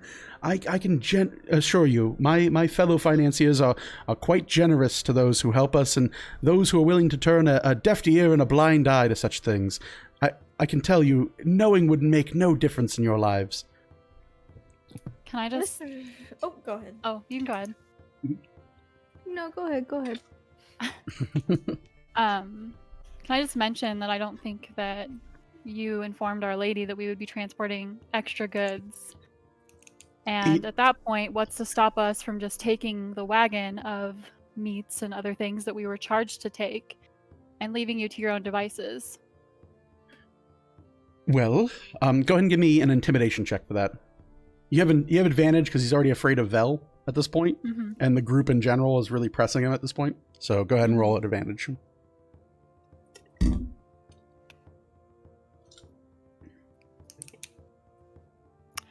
18.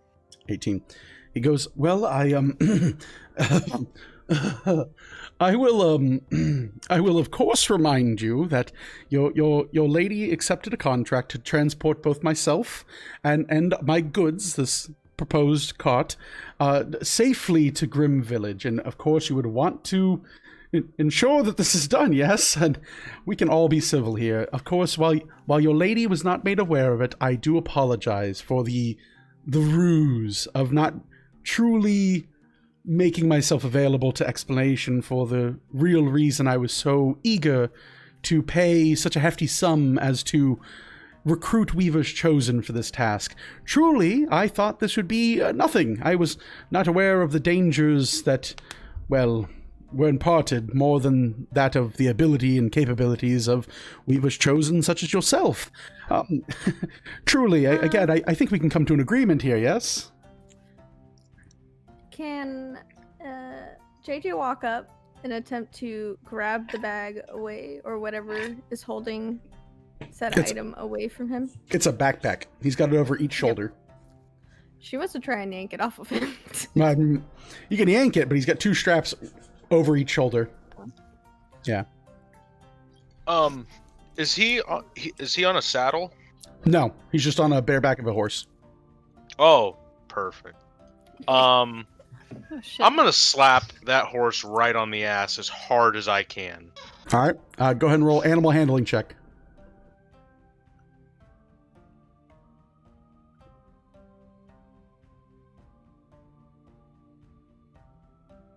That is a 19.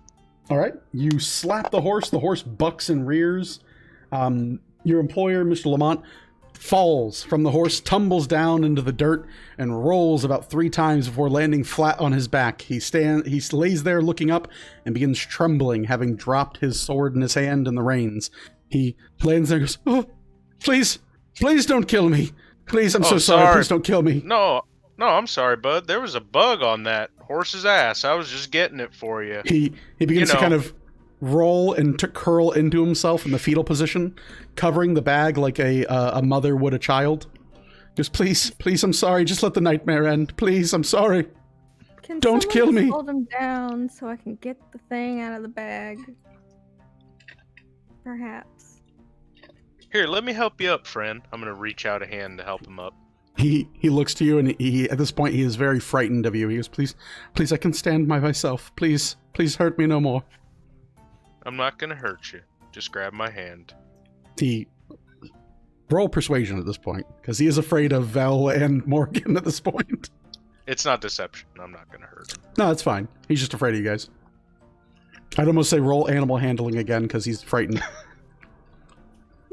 17. 17. He slowly reaches for your hand, and you help him up. Yeah, I help him up. I don't he- do anything to intimidate him. He sits up and stands, and he slowly, shakily gets back onto his feet, and he looks to you and he goes, Thank you, Mr. Honeycutt. And there's mud all packed into his face, dirt all down his back. The bloody claw marks that he had suffered from the creature are now caked in dirt, and his hair's a mess, and he just looks like almost a sniveling cowardice of a man. See, this doesn't have to be so unpleasant. We just want the truth. And now I'll start casting precipitation and taking all of his dirt off. All Cleaning right. him up. All right. The dirt starts coming and falling off of him in droves, and he just shakes there like almost like a guy who just went through getting processed by a police department. He's like getting sprayed with the hose of magic. He's like, what's prison like? Like that's kind of where he's at this point. Yeah. Oh god, we have to go off air for that one. So yeah, he just looks shaken and beaten at this point. You're looking at almost like a fairly well-to-do merchant is now almost a sniveling broken man before you. What do you guys want to do? Yeah, but he just has the ultimate set of balls for not revealing this shit. This is insane. Well, I have no sympathy for him, but that's fine.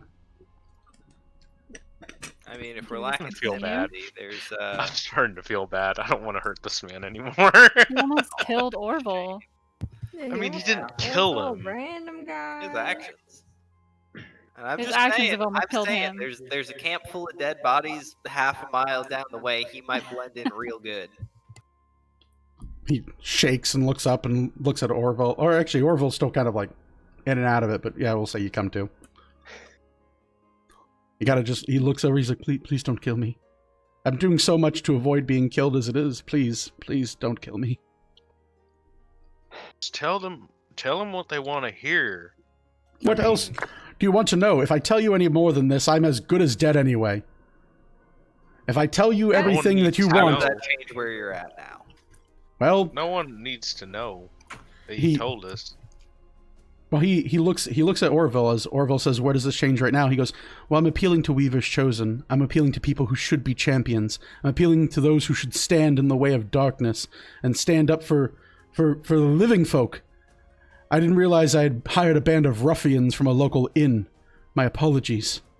You're not Look. wrong for what we represent, but your deceptions against us are what cause us to be so offended by you. Well, So how can we trust you when this is the state we are in because of what you have lied about? I cannot fix the past. I can only move forward from it. And I have nothing else to lose except for my life. If you wish to take it, then so be it. Be no better than a robber, a mugger, and cast aside all that you are. Cast aside your honor. But I just want to live. And he starts weeping at this point, and he's like, I just don't want to die. Why have you put your life on the line for this then? You knew this trip would be this dangerous, even without angering us. He looks and he looks to you and looks to the rest of it, and like slowly his eyes kind of trace as water fills them and trails down. He goes, I would do many things for many contracts, but these people are people that cannot be reasoned with. What they have done and what I carry now is for their purposes, and I am much more afraid of them than any would-be Weaver's Chosen who are so beaten by such small creatures. The things I have seen cannot be unseen. I Were you know forced to do this? I forced you nothing. I hired No, defenders. I did not say that. Were you forced by them to take this item? I agreed to do what I thought would be easy, and I thought I thought better of myself, and I thought it would be an easy thing to do to hire one so capable as yourselves. I meant no offense. But this could have gone better if you had just told us the truth. I'm gonna roll an insight. Sure, go right ahead. Yeah, you say it could have gone better if he told you the truth, and he goes, no, it couldn't have. If I told you the truth as you asked, you'd be loaded with information. 17? Sure, give me a second. Because you'd be loaded with information that you'd know not what to do with. And it would only compromise you to those who I work for.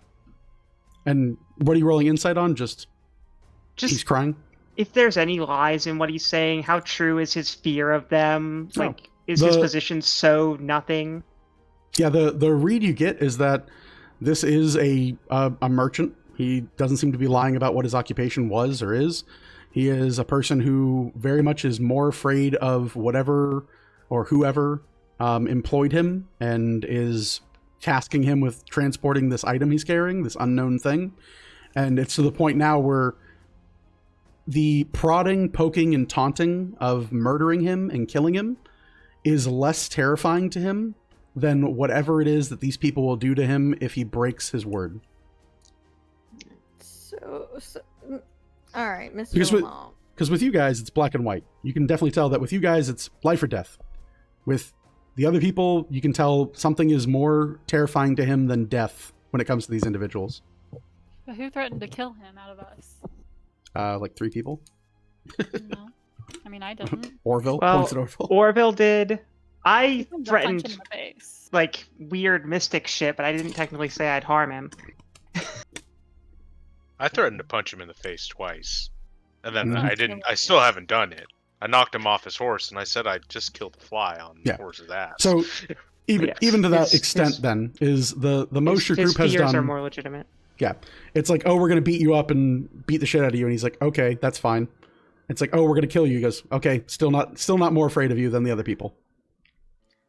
So, Mr. Lamont, what if you're so afraid of these people, and this is such an old thing? Why are you bringing it to him in the first place, and why isn't it in the better hands of any of the Weavers Chosen or Our Lady or anyone like that? He seems to think on this for a moment, and like tears roll down his face as he looks over you and really seems to be deep in thought at this. And he goes, in truth, I don't think that you all, or any of the Weavers Chosen that I have met, would be apt to handle what it is I have seen and handle what it is I carry. These individuals, my financiers, and the others who have made me, or rather brought me on for this task, are people that are very capable, have very long reach, and very much are able to hire, buy, sell, or make even Weavers Chosen disappear. They have resources that I've not seen from, well, people in my line of work. So let me get this straight. You wrapped us up with a shadow organization and a bunch of goblins that want to kill us, and you're still not going to tell us what's going on? What would it change at this point for you, Bucky? I mean, I would feel better. I'm sure Orville over there would feel a little bit better. Because if that is what you wish, then surely, come, take my bag from me, peer into it, ask your questions, get your answers, and then when there is a price on your head for what you know and you don't truly know, then I will only apologize for dooming you alongside myself. I mean, I don't want to force you to do anything. I'm not trying to hurt you. I just want to know, what's going on. He's got like the last of the dirt's coming off him. He's like, yes, clearly there's no forcing here. I mean, I can't speak for my compatriots, but I've personally never done you any harm.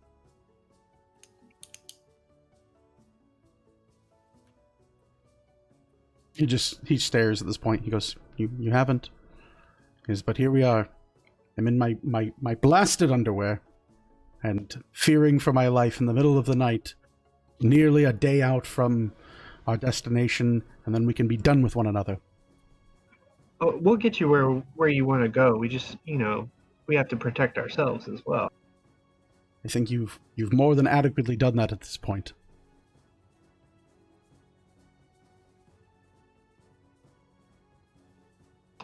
Bucky's just gonna look around at the group and see what they want to do. If I may ask, this is the only question. This is the only thing I want to know. Is this something potentially bad? Because if it's that sought after, with people this dangerous, it's probably not any good. Can't imagine it's any good. Things of that nature typically aren't. Is there a question in there, or just Oh, not good? I'm just asking if this is something bad. Whatever's in his bag is bad. He looks at you and he goes, I am not scholarly enough to know. I assume it to be good or bad. It is something that has been recovered. It is something that was given extreme lengths to ensure its arrival. It was something that, again, I have seen more coin exchanged over than I have in my many years of being a merchant. If it is good, I cannot say. If it is terrible and will wrought destruction upon this land, I will be none the wiser. Again, I am not, as Velithil is, trained in these arcane arts. I am not a scholar. I am not a historian, nor am I any of a smith or what have you. I am a merchant. I am a traveling man, and I am one who is bound, and duty-bound at that, to ensure that my contract is fulfilled. Well. Well. I do just have one last question for you. You don't have to tell us exactly what it is, but what kind of shape is it? Is it anything in particular? Anything recognizable? Or is it just a thing? He goes, it is in a container, and I have seen the container, and I have seen the various things upon this container, but the item itself I've only caught glimpses of, and with that I'm not sure what information is relevant, and what information would doom you for knowing. Well, does it look like a weapon? He looks forward and he goes, if it was a weapon, I would have employed it myself at this point. I am not sure if it is. All right. So, is it kind of sandy where we are? It's more like grasslands.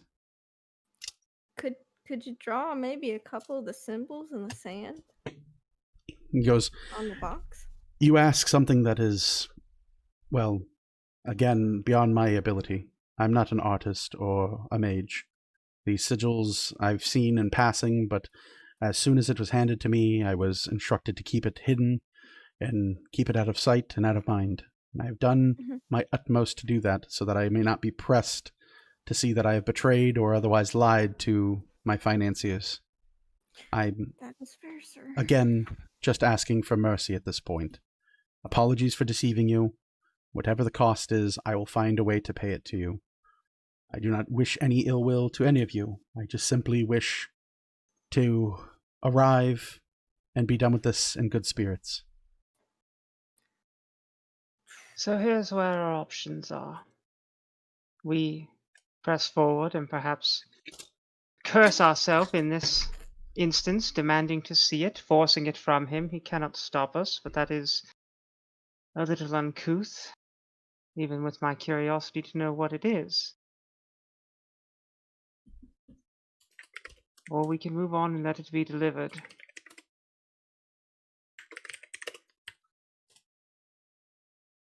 I would gladly look upon it alone, try and bring insight to us if I would only doom myself, but we are a group, and I would hear everyone's opinions on the matter. I don't think we should put this man's life on the line anymore. Or we shouldn't harm him anymore. He's just doing his job. He's following his orders. He's not really a part of this, and we involve him any understand more that. than he needs to be. But And is this item arriving in the hands of someone unsavory who may use it for great evil a concern we should have, not knowing what it is, considering how he describes these people that he works for? I mean, for all we know, it could be anything. I mean, it could be a sunflower seed or something. I mean, it could be any number of things. It's not great not knowing that it could potentially be something real bad, but again, I don't want to risk our lives and have to be running the whole time.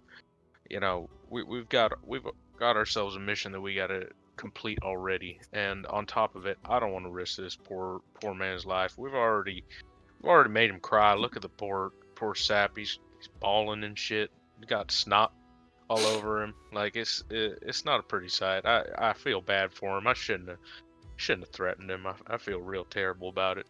I might give him a hug. I don't think he wants any of us to touch him. Please don't. I'm sorry, big guy. Thank you for calling me big. Can I give you a hug? No. I mean, we've got our own things to deal with, honestly. And who knows, his employers may know that he employed us, and somehow they definitely know that. Somehow might get back to that our lady's chosen screwed up one of their jobs, and it could get her in trouble, and I'm not quite sure that's what I'd like to do right now. Lamont, I don't think it would be quite that way, as Our Lady was not knowledgeable of this being the escort of some mysterious arcane item. Yeah, but More the concern of anything with him not arriving with it would definitely reveal that we were involved in some way if we survived and he didn't appear with it. Yeah, but if they're really as big and powerful and supposedly maybe even bigger than she is, they could twist anything any sort of way. Very true. Yeah, we wouldn't want this to blow back on our patron. No, of course not. Lamont, if I may ask you one question, in case this bites us in the ass, can you give us some sort of hint as to something that we can recognize this sort of your employer, in case this comes around again, bites us in the ass? Nothing that's going to incriminate you, just something enough so that if we ever see him again, we'll know. He thinks on this for a moment, and considering everything you guys have already done to him, he kind of looks you over and he goes, I cannot, by what I've agreed to, give any explanation to my financiers or employers. However, if it would put your mind at ease, when we arrive at Grim Village, I will not check behind me to see if I am followed. If you are that hell-strung to see this through, you may follow me as you will, and decide for yourselves. Reasonable. I like Considering. that idea. That sounds fine to me. All right. I can agree to that.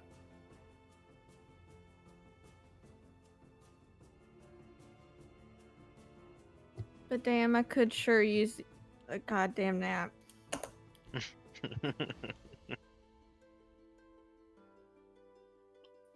I could also go for a rest, but they're dead to be buried. If I'm right to speak.